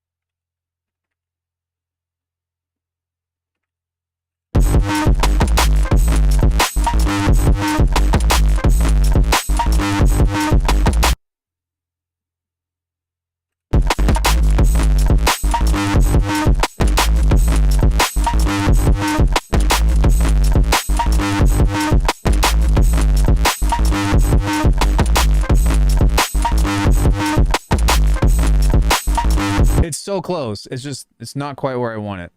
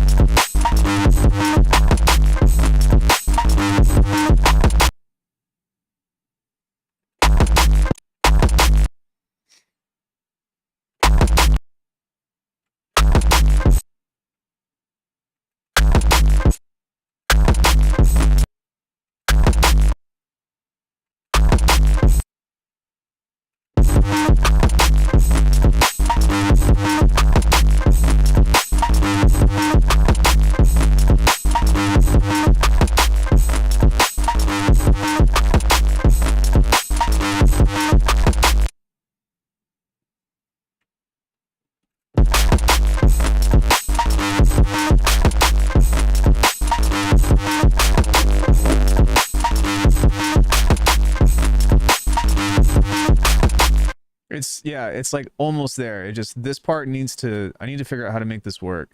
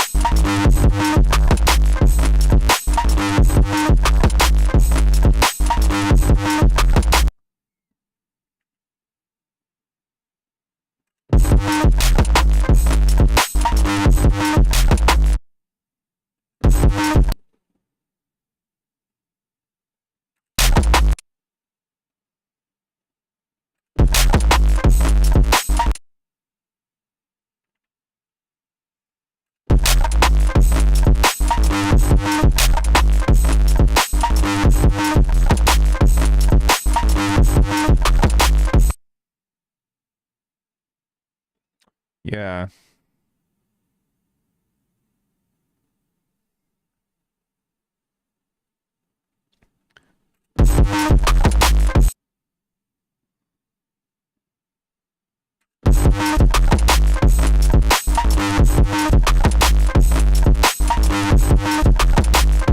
Maybe if I layer it or something, like I'm really excited if I can get this right, because the groove of this is going to, like, what I have in my head, I'm not too far off. I'm just not quite where I want to be yet with it, but um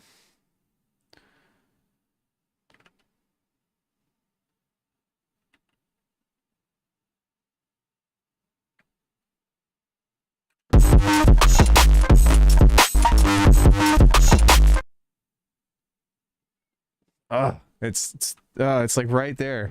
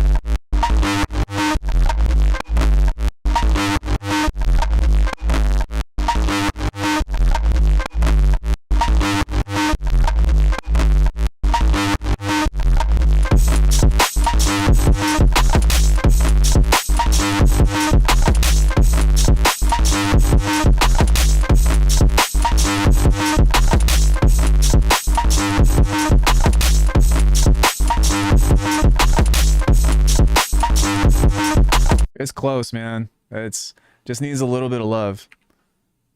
Also, thank you.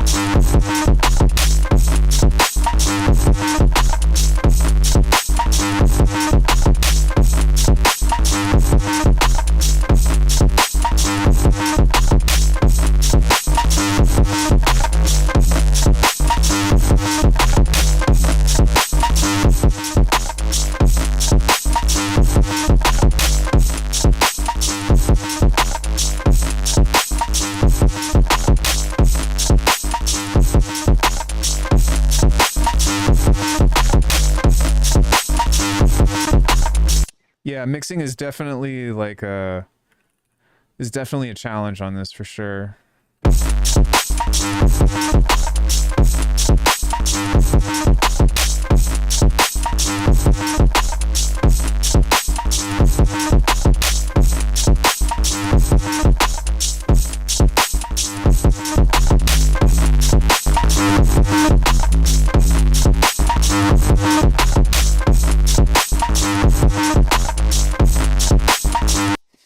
It's fucking cool though. Like it's such a cool sound that it's worth like trying to stick it out.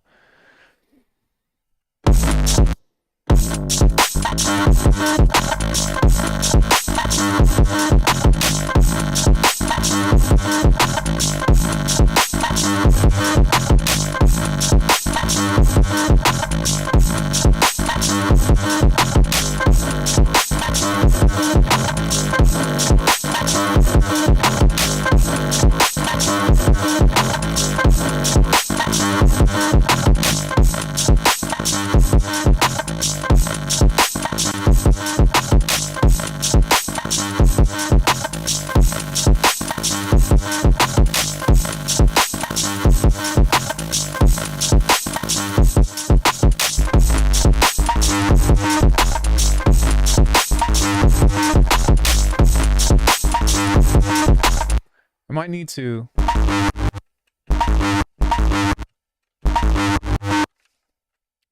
I might need to break this up in order to make this work. But like the attitude of the beat is, you know what I mean, is I'm very, very happy with it so far. What I think I'm going to do is I'm going to copy this into this, but I'm going to EQ this one different.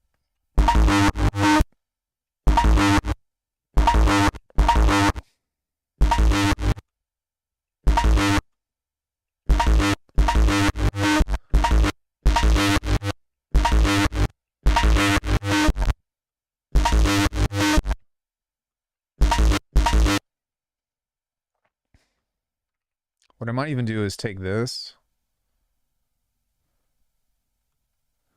and create something different with this just out of contrast, or just for the sake of contrast. I don't know if it's going to fuck the bass up or not, but just having an EQ on that, you know, might be kind of cool to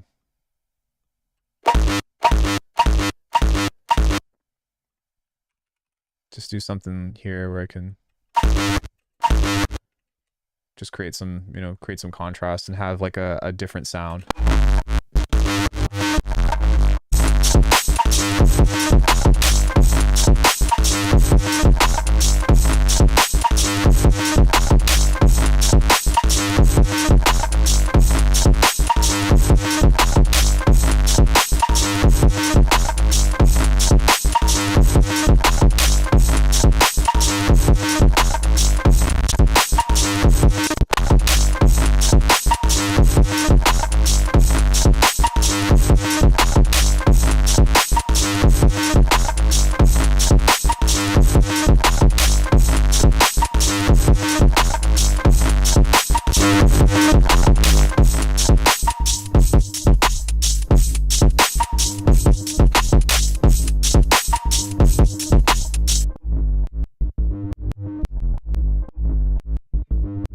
Just trying to make sure that the low end is working.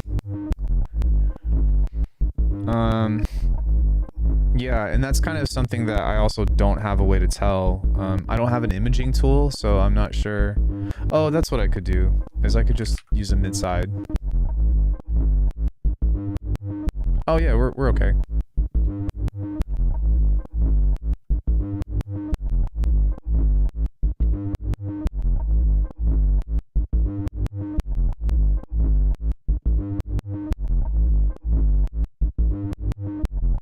Just adding some fades on these.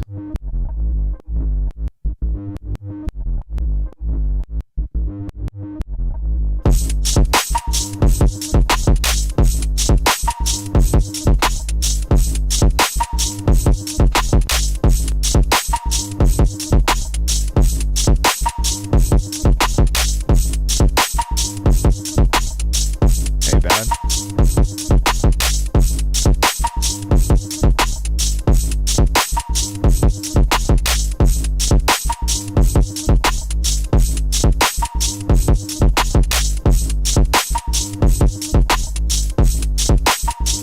Cool, I think it's all right.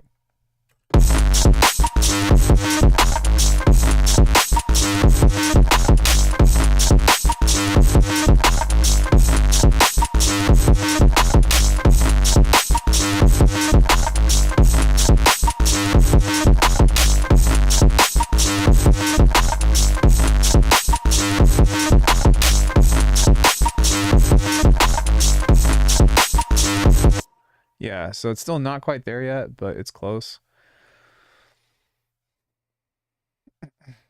And in light of that, I can actually just pull this back.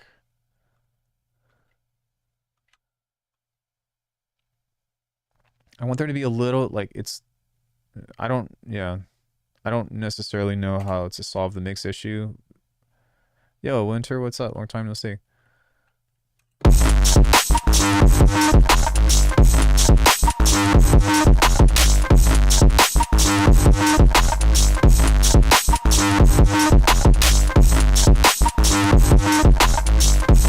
Oh, that's why I did that, right.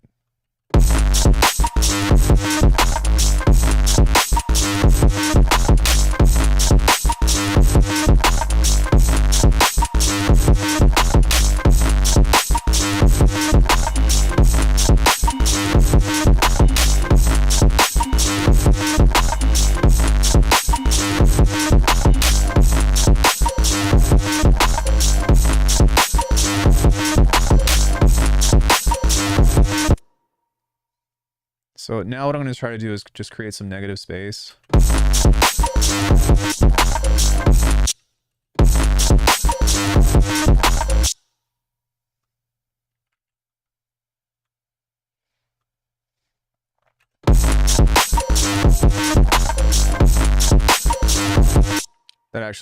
That worked out pretty well.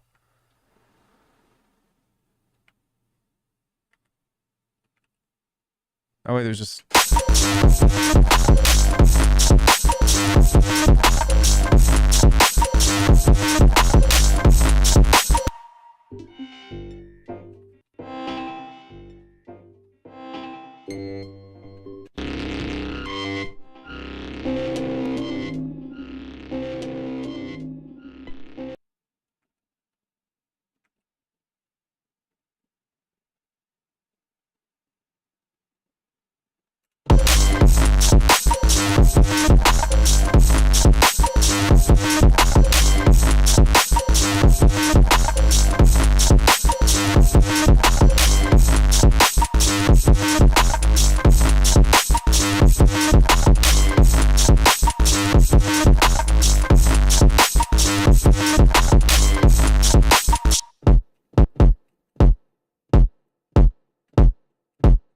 think what I'm also going to do is I'm going to tame the kick, because right now there's a lot of mids in the kick, and I want it to be more so of like a boom.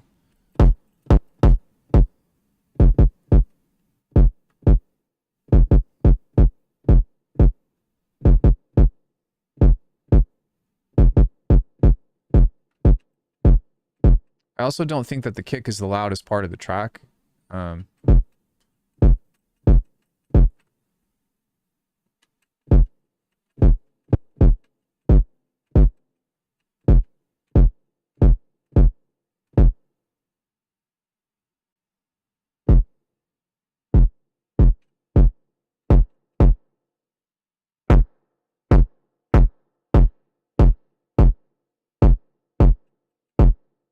So what I'm going to do is I'm going to join this.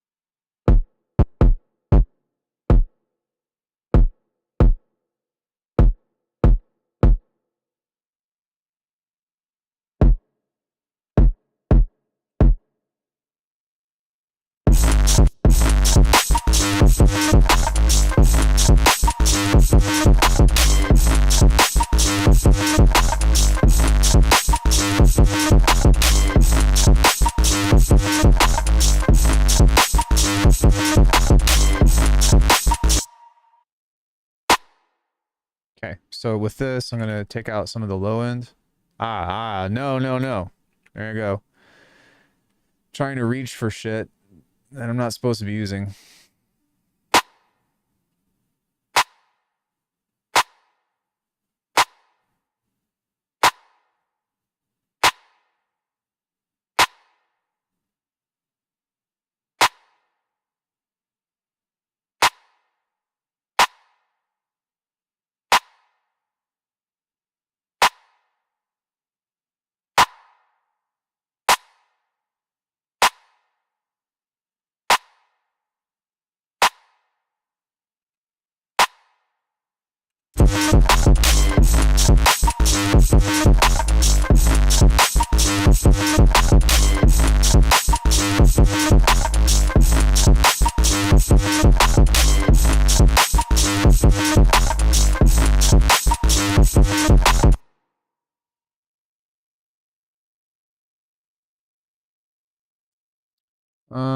Yeah, that's pretty cool.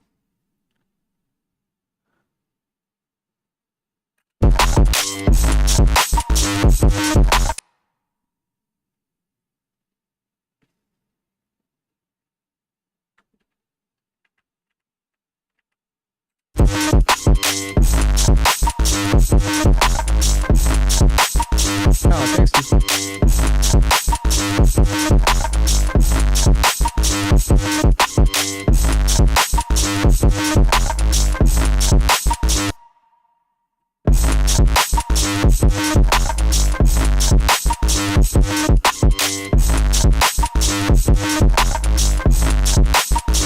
Yeah, so maybe just removing that 100 hertz bump right there was the move.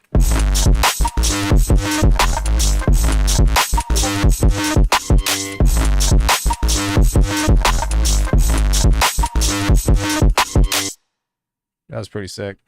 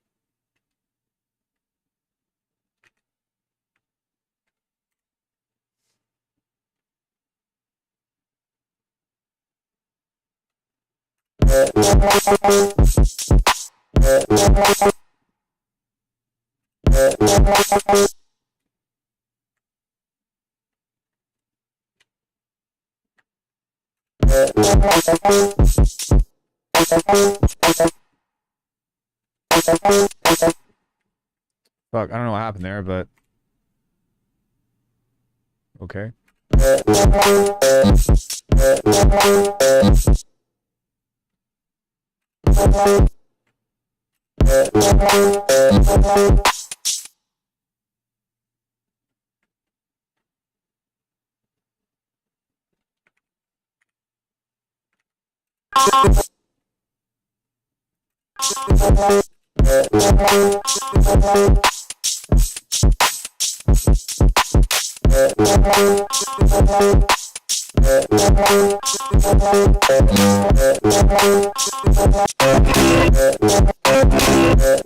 What's up, bro?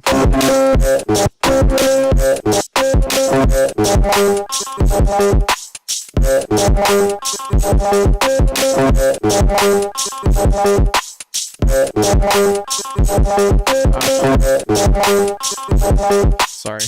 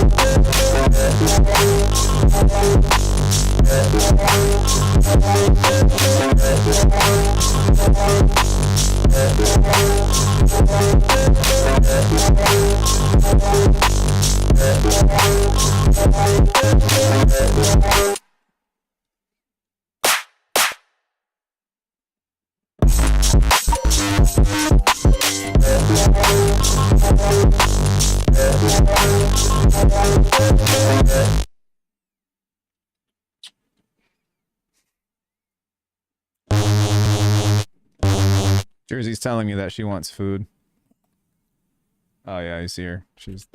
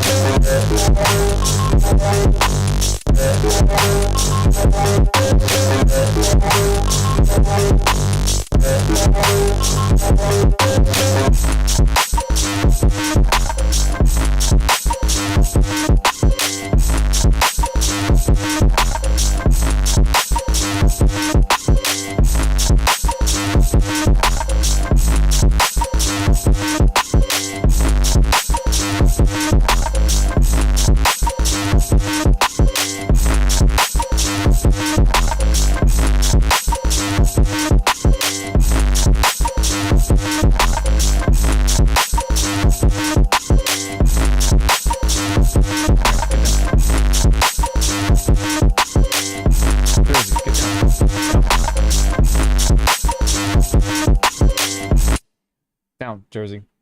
I love you, but get down. Yeah, so now we just need to add more shit. Down, Jersey. Come on, I'm cooking right now. Come on, give me a break.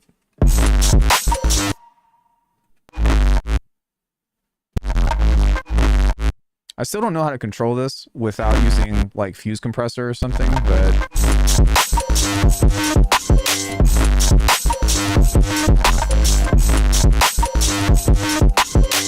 but yeah, like the drums and stuff are kind of are there. So now what I'm gonna do is we're gonna focus on just the drums for a second, and I'm gonna get into some resampling.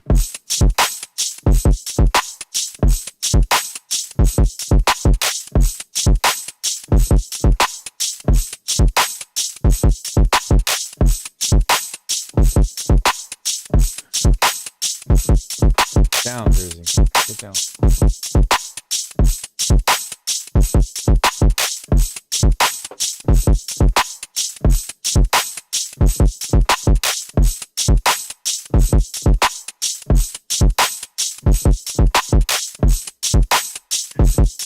She's getting so needy.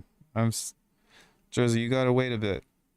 Or she might be telling me that she needs to go outside too. I'm gonna wait like 15 minutes and see what's going on. And if she freaks out or doesn't stop for like 5 minutes, then I might just run her out very quickly. Or I might take a quick break and then come back.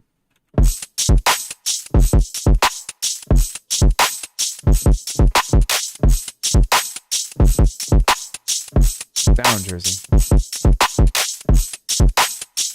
Okay, so let's get into some convolution. And then get into some dynamics here.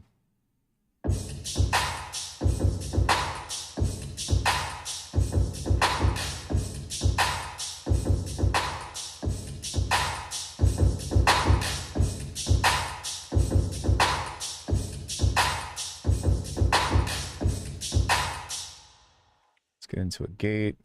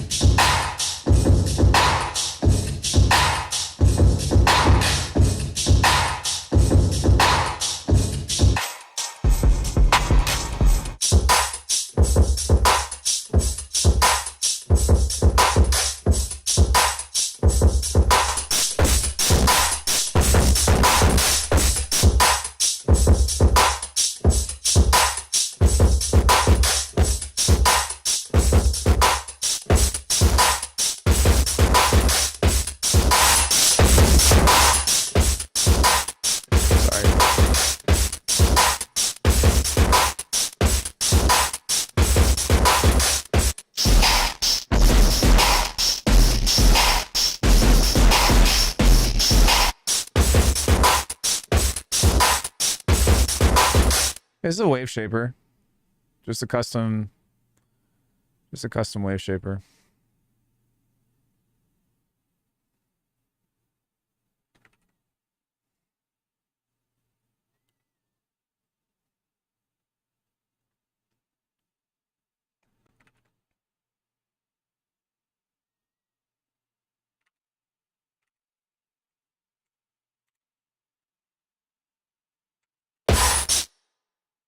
Sorry. Hashtag ouch.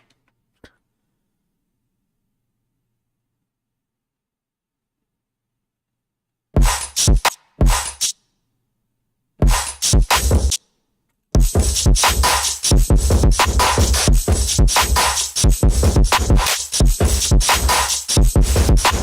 sorry.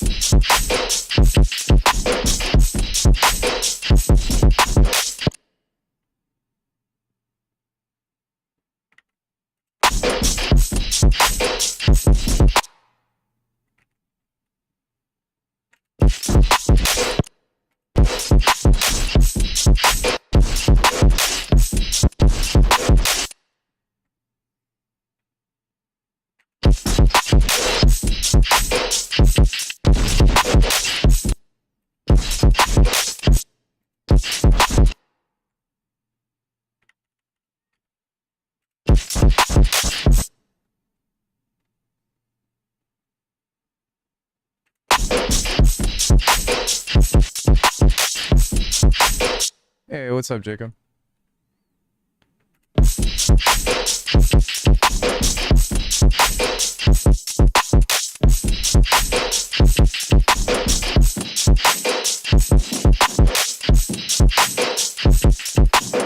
Fuck.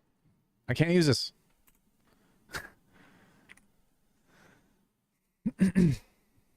Sorry. That's gonna happen. It's so ingrained.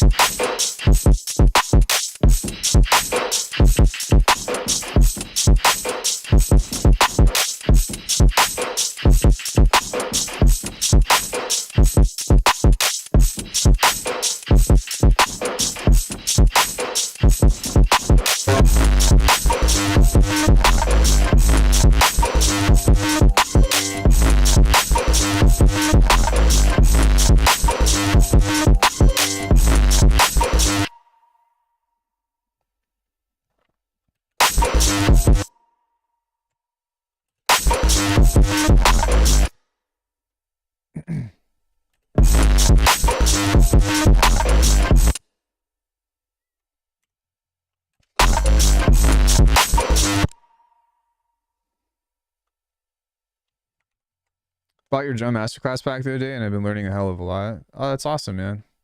Why is this actually one of my favorite things I've cooked up lately? I don't know, man. I'm just... Yeah, thank you so much. And thank you for, like, letting me know. And I would like to know if there's anything that you don't like as well.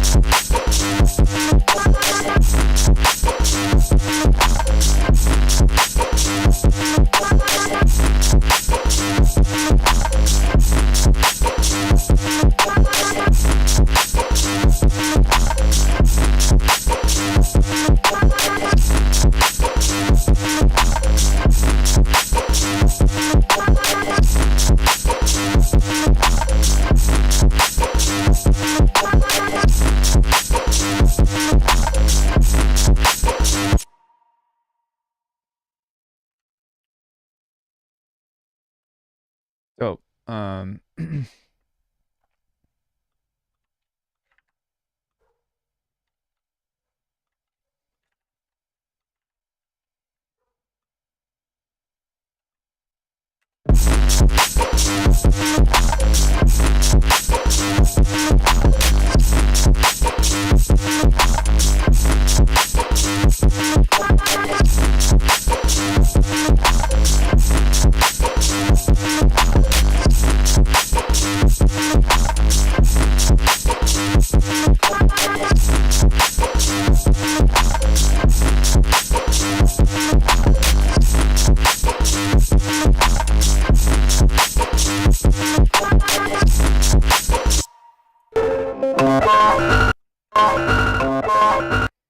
do I use this scrub through audio? It's option and command.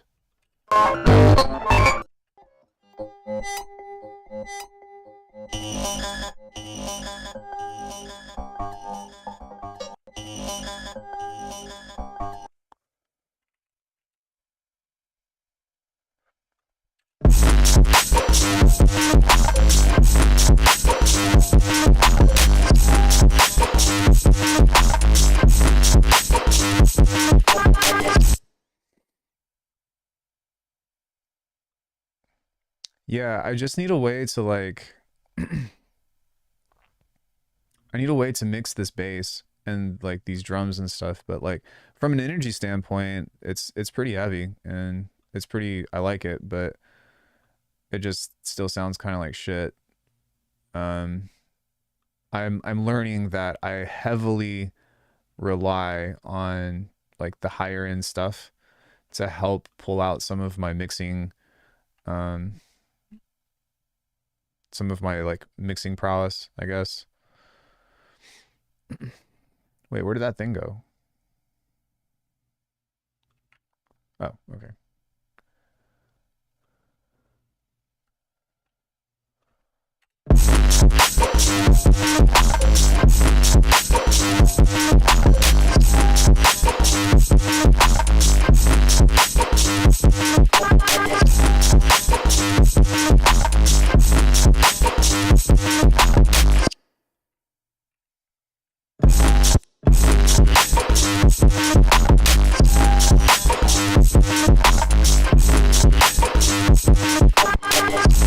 Nope, can't use that. Reverb, Ian, reverb.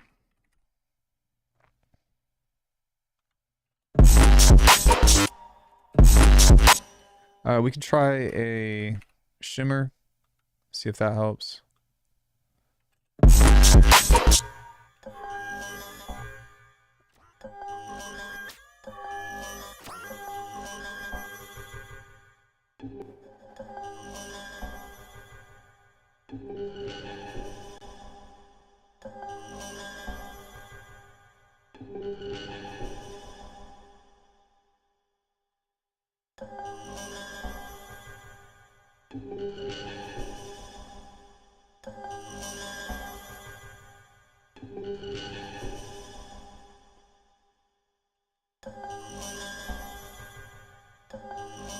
And I think like a big part of this that nobody talks about, especially for mixing, is reading the meters, right? Like I'm so used to reading EQ meters that like have a specific representation, and then me trying to like just use my ears and figure it out has been like one of the biggest challenges of today, to be honest.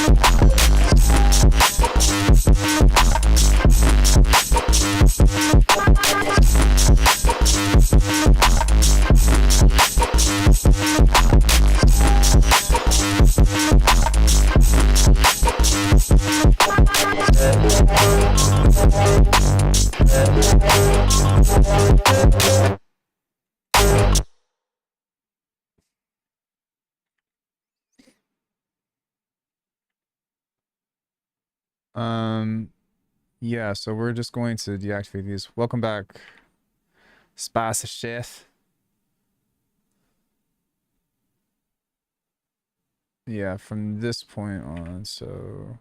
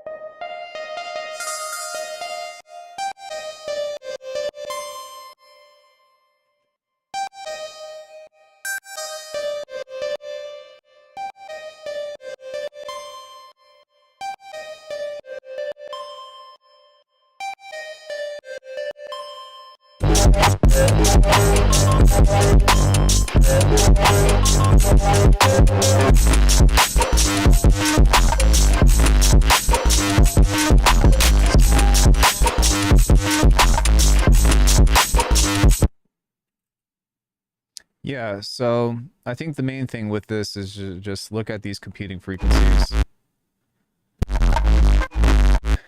But I mean, this is not terrible. This is relatively flat, actually.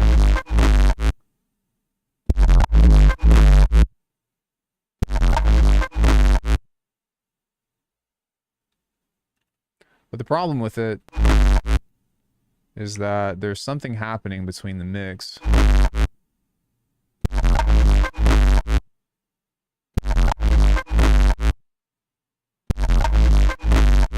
So I'm gonna kind of just try to use some EQ to like make some space for the other elements.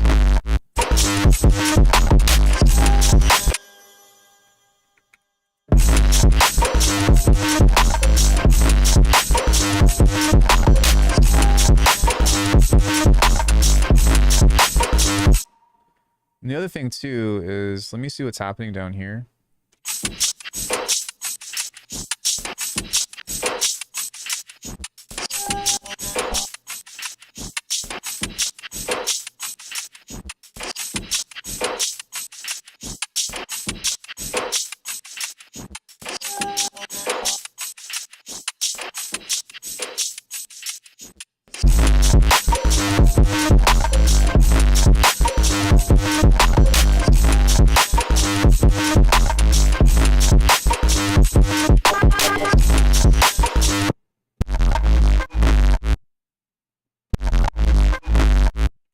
Is it because there's no sub in this? Like,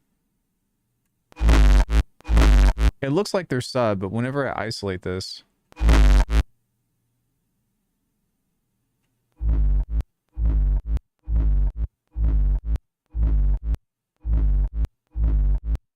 you know what? Let me pull up this. No, that waveform looks okay.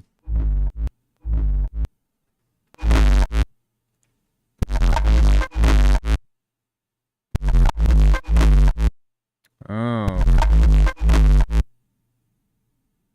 Interesting.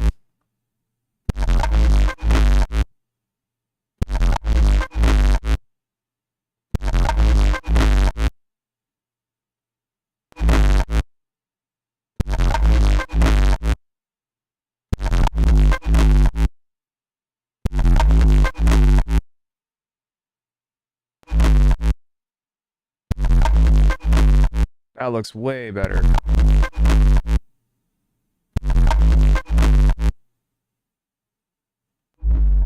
Yeah. Okay, now I feel the sub.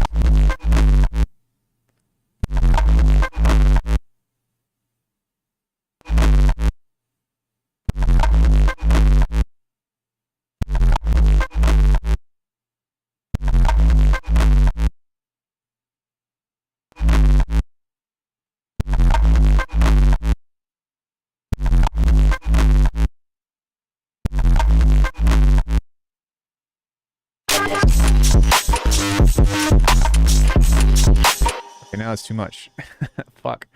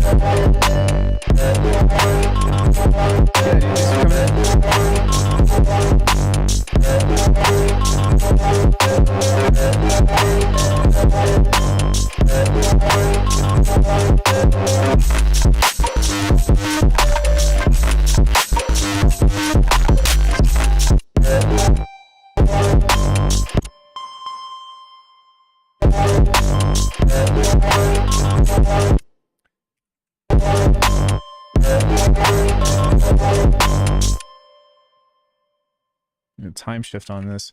Yeah, it's close.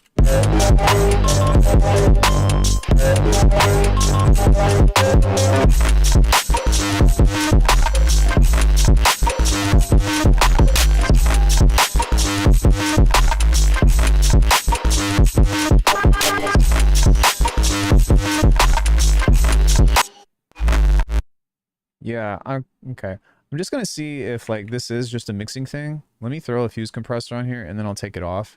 But I want to see what would happen if I do this. I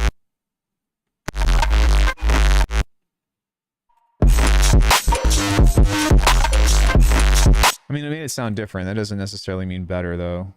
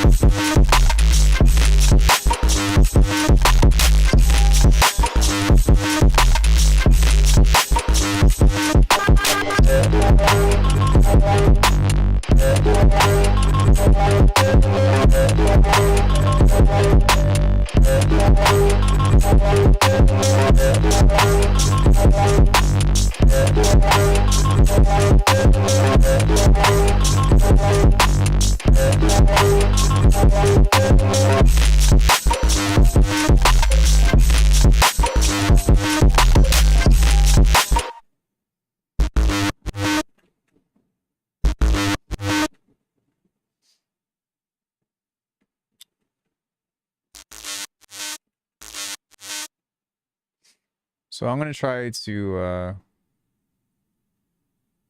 what's happening here? Which one is the low pat or the high cut? Or the low cut? Oh, okay.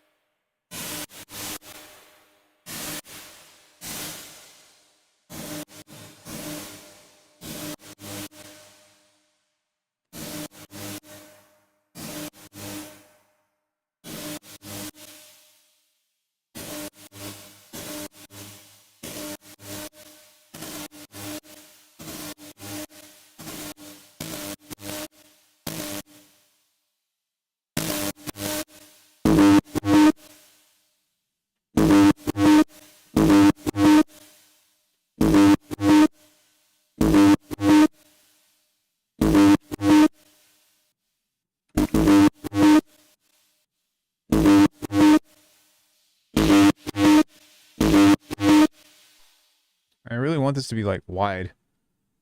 Der.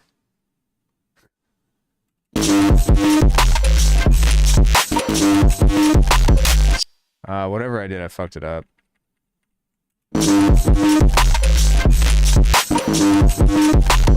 Yeah, why does that sound so muffled?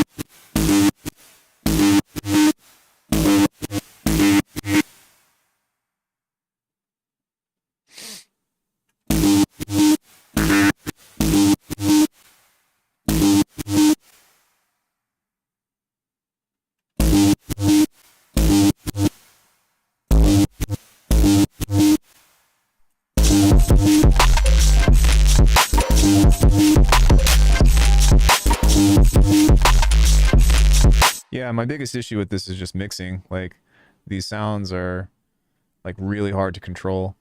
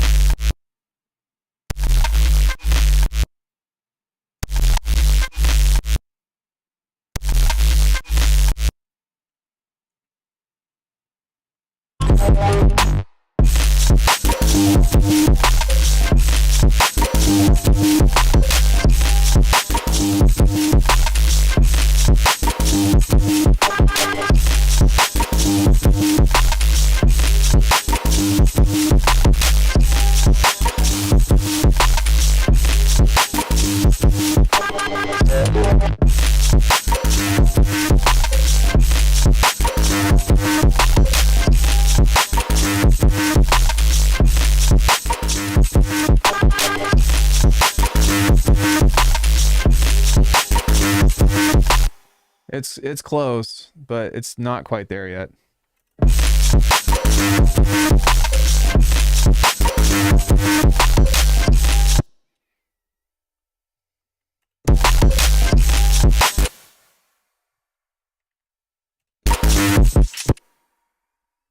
So now I'm gonna not worry about that. I think that I spent enough time on it. But what I will do is I'm gonna turn the sidechain off for a bit, and then I'm just gonna do some sound design over this stuff.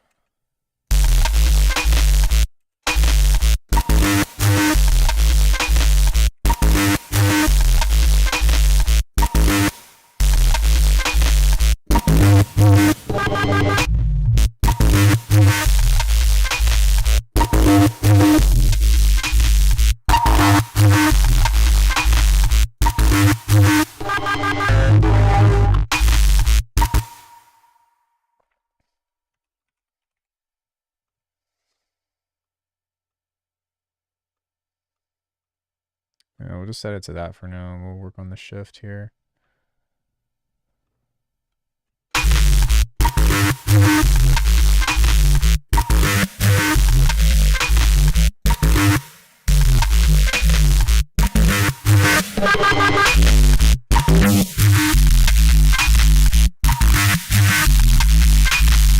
Wow.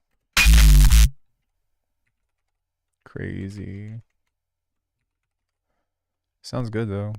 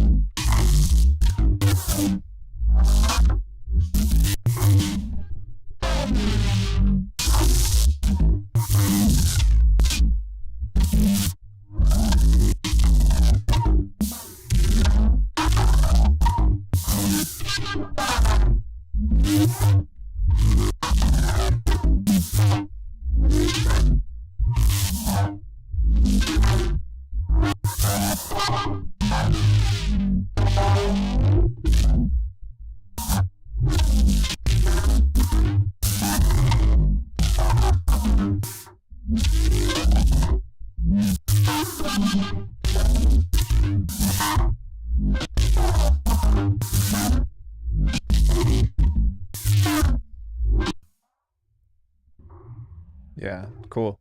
So now we've got some, just some interesting,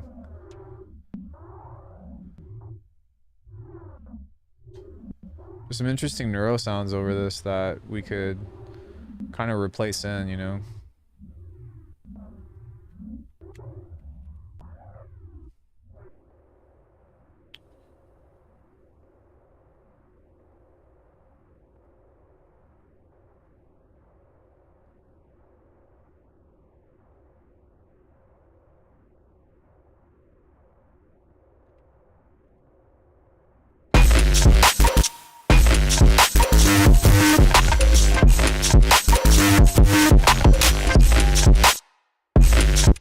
Something sounds different though, unfortunately.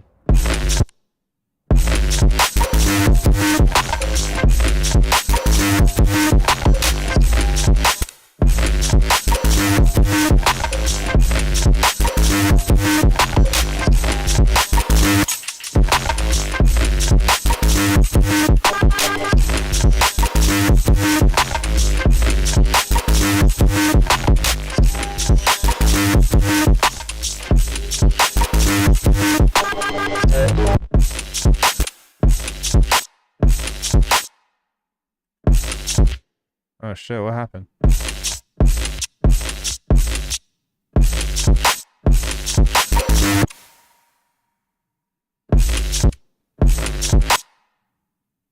Oh, the delay.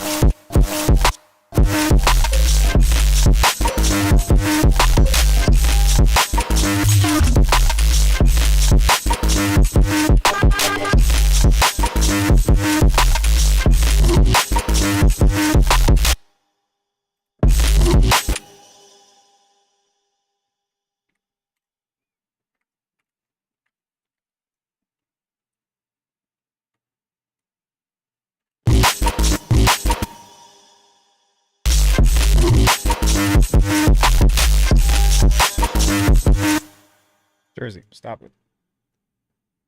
I'm almost done. I'm almost done. Almost done. I love you, sweet puppy. Yeah. Does anybody have any questions about anything?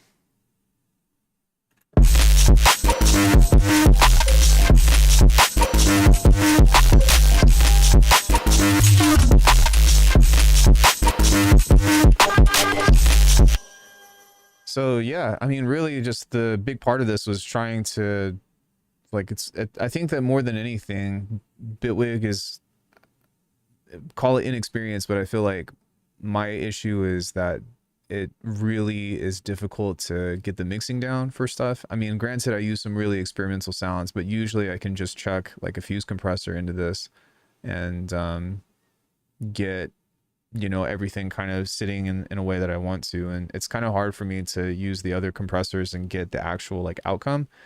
But that doesn't mean that it can't be achieved. It just means that it's kind of a challenge.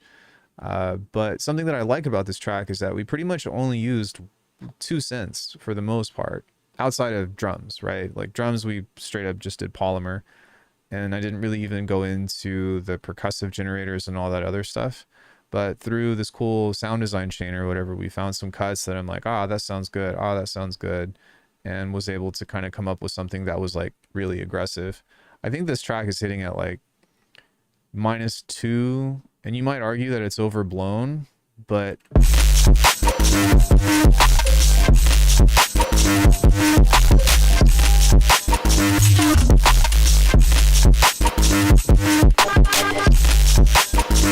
yeah, I mean, really, to me, it's just that the mix is dirty. But if I were able to kind of create some negative space in a future iteration of this and really give it some focal points and stuff, I think that it would sound really nice. But even still, you know, this is kind of what I can do with Bitwig with just first party plugins. And then, yeah, this will be available to watch later. And then I'm actually going to do like an edited version of this that will be like the recap, though it won't be quite as informative. But yeah, just trying to clean it up and get some of that stuff. And I think that's something that I feel like Bitwig still needs. Even through the OTT, maybe there's just nothing like fuse compressor, but that thing like totally changed my production as far as like getting clean sounds that are bright and crispy and airy and all that. But yeah, I don't know. I'm curious as to what you all think. I'm trying to think if there's anything else that I wanted to talk about within this, but yeah, I mean, clearly from a sound design perspective, Bitwig can do whatever you want it to. But a lot of times, if you kind of just get into like the writing process with just experimental sounds and you just do that, you can at least get this far. I do still feel like I need like my Pro Q4 and my fuse compressor to make it to the quality that would be of my standard. But this isn't too far off. And yeah, it goes to show, like, I know that there's an argument for like, you know, oh, just use the same stuff or just use what's the stock and like you can achieve the same things. But I do think that it takes time to develop how a mastery of the tools, maybe not a mastery, but a proficiency, because the way that you expect something to behave isn't always the same. And I think that's actually one of the biggest issues that Ableton users have coming to Bitwig is they're like, oh, this has this device, well, it needs to sound the same. And it's like, it doesn't. It has its own profile. And you kind of have to like respect that, which I think that is a good idea going into any other DAW, you know, is don't expect to make the same exact kinds of like sound profiles as you are in other DAWs, because even though the tools are the same and like a saw wave is a saw wave and whatever, it's still going to have a different flavor, a different outcome. And I think that this is very indicative of that compared to some of the other stuff that I've done in the past. But yeah, thank you so much for watching. I appreciate you know, sticking around for this video to see if you can make something that is professional. I wouldn't call this professional, but it was a fun beat and hopefully you had fun. But if you want to support the channel, you can check out my products at alckemy.com, which is samples, presets, and lessons. Or you can consider becoming a member, where I have masterclasses and lots of other exclusive content that I upload periodically. But anyways, thanks for watching. I appreciate it. And I will catch you in the next one. For you all, that was just for the video. But yeah, I don't know. I don't really know what else I could do to get this to pop, but I feel like there is this pressure here, audible pressure, like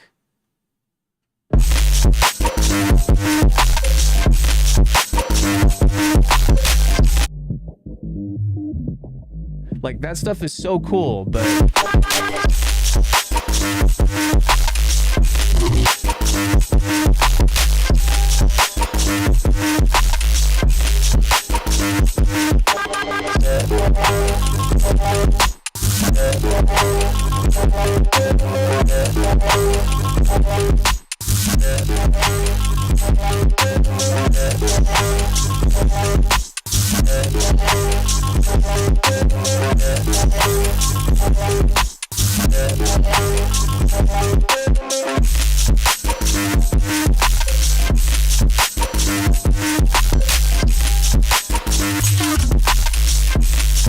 that kind of cleaned it up, but it kind of didn't, you know? It's like,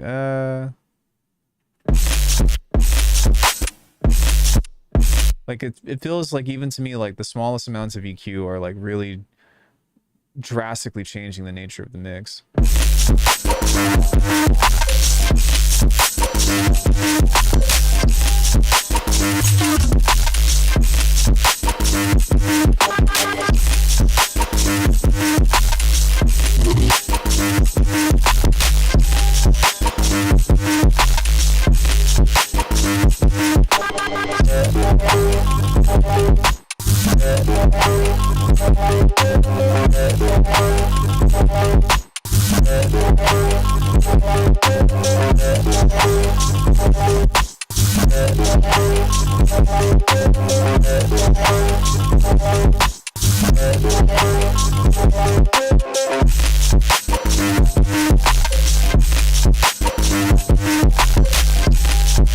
Yeah, I don't know, but sounds cool.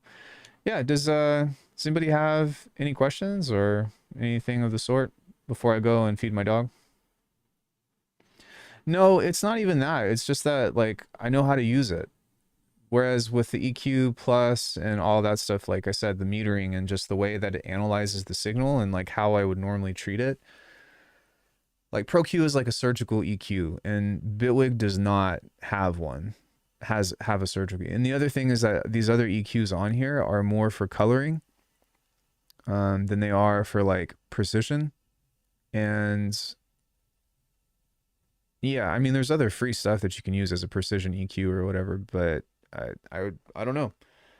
I think I did as much as I could with this, but I had a good time, which is the main thing. And I will say that, like, I do feel like if I were to throw fuse compressor on all of this shit, it would have been a totally different outcome. Like, even if I did that on just this stuff.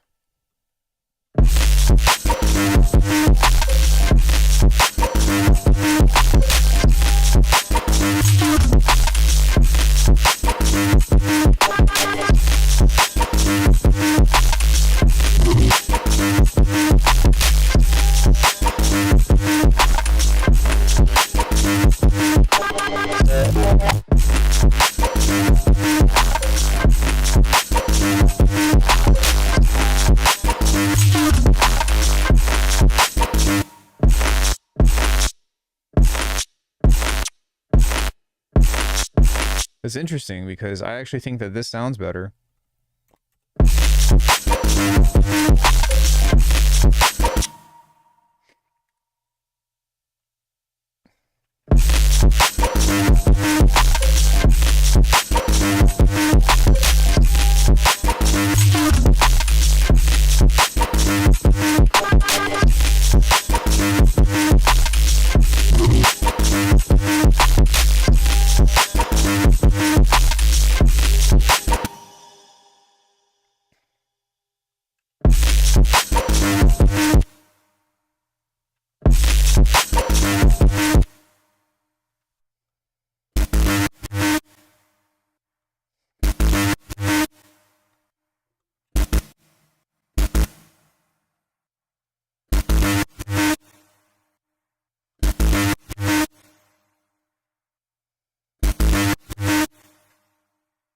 Yeah, that's interesting.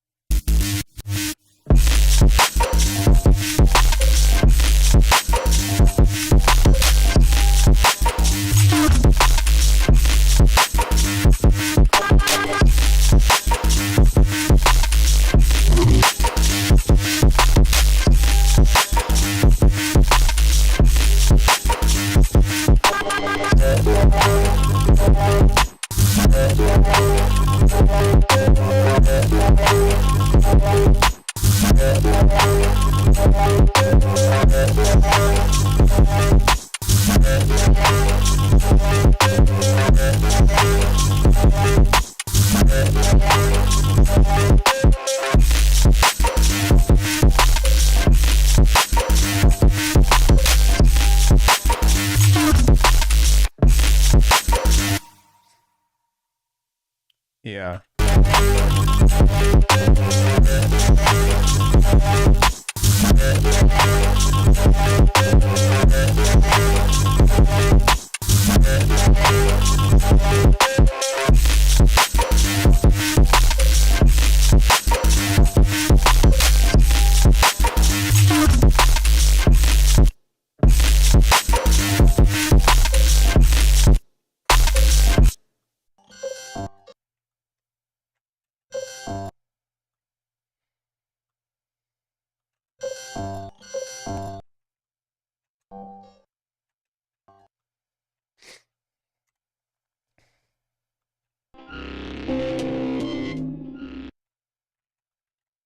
Yeah, like all this stuff.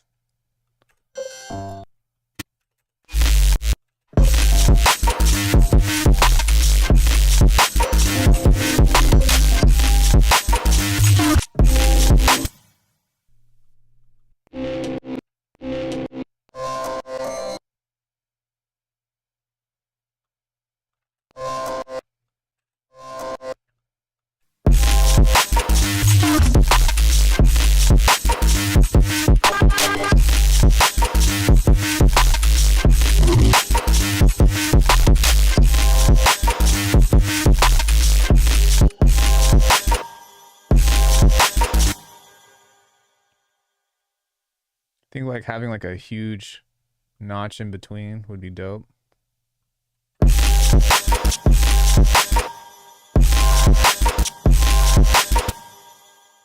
Maybe like a ring mod that's like really fast.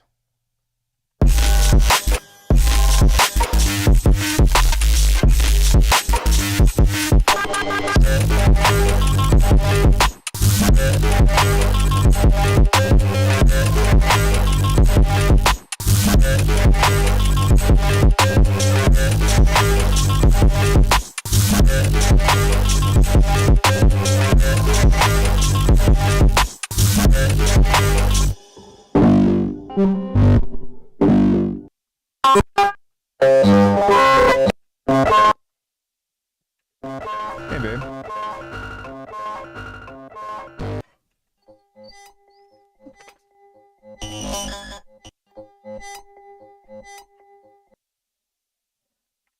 Yeah, this could be something that we could add to the last half of this.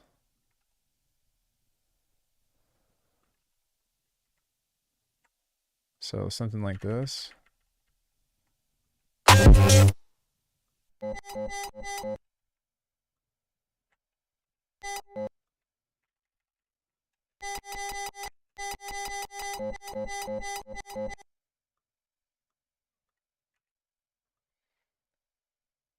Never played the game.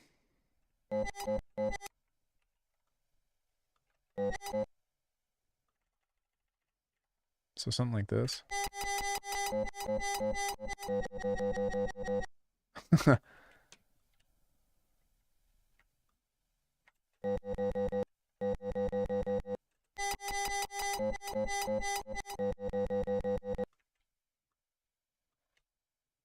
Kind of like that.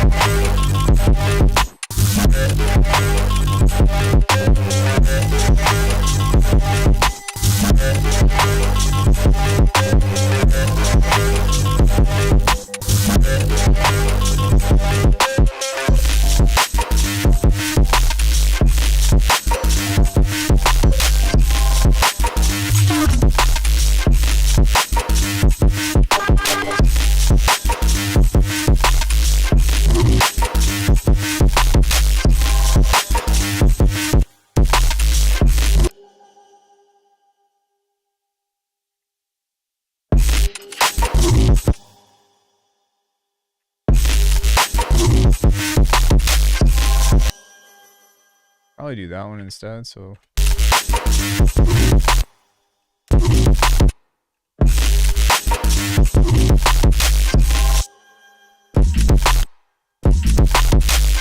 That's cool.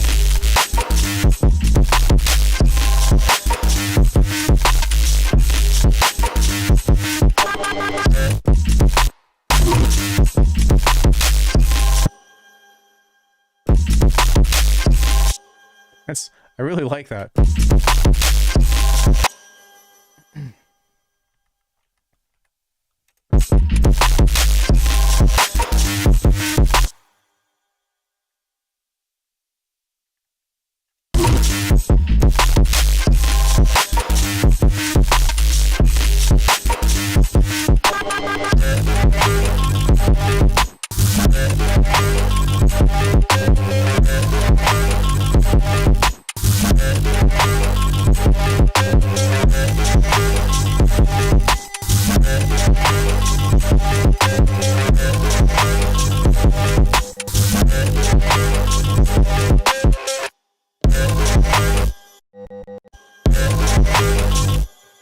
Something on here that's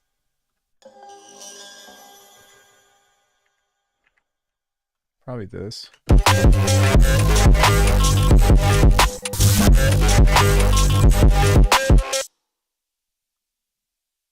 And then we can do like a bass fill right here.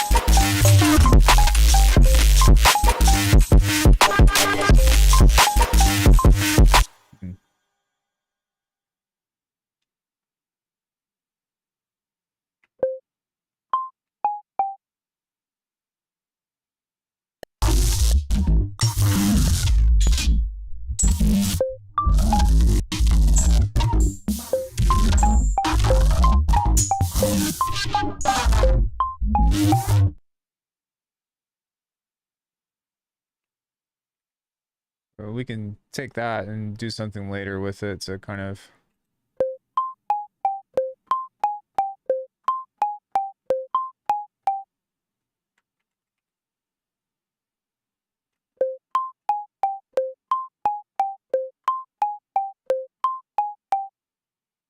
do something with that.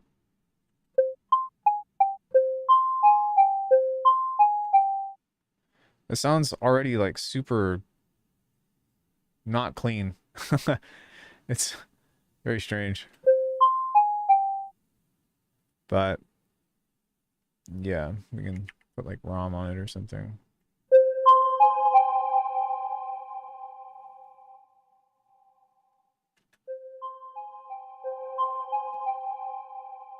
Curious as to what that would sound like on the second half of this as well.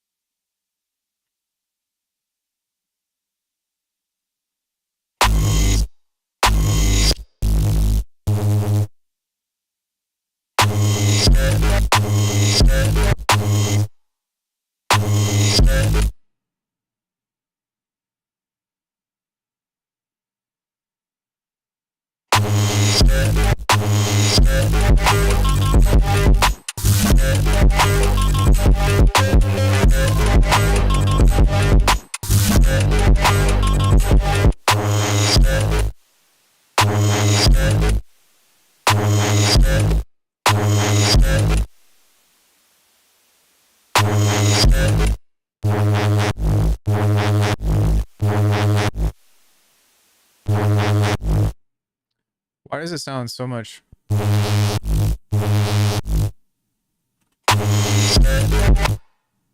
like this sounds so much louder than...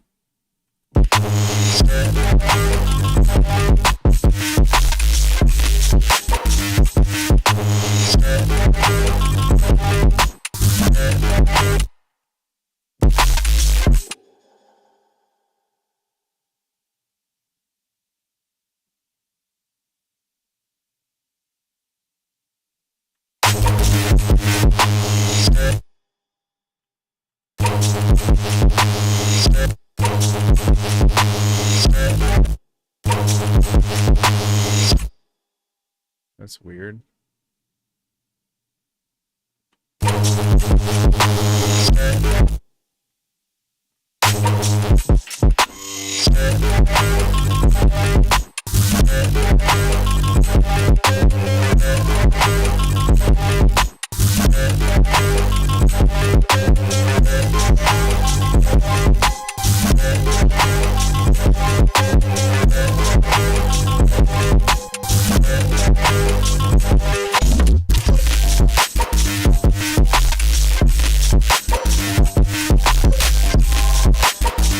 Yeah, it's a infectious beat for sure, but it's also super dirty. Sounds kind of crushed. But yeah, I appreciate you guys hanging out with me today. I don't really have anything else that I want to do. Friday we'll just be doing straight up sound design, so there'll be that. Maybe I'll do some more stuff like just with Bitwig, but I hope that you all had a good time. I had a good time. And yeah, that's all I pretty much got. I need to go to the bathroom, feed the dog, and take her out. But much love, guys. Thank you so much, and I will see you all in the next one. Bye.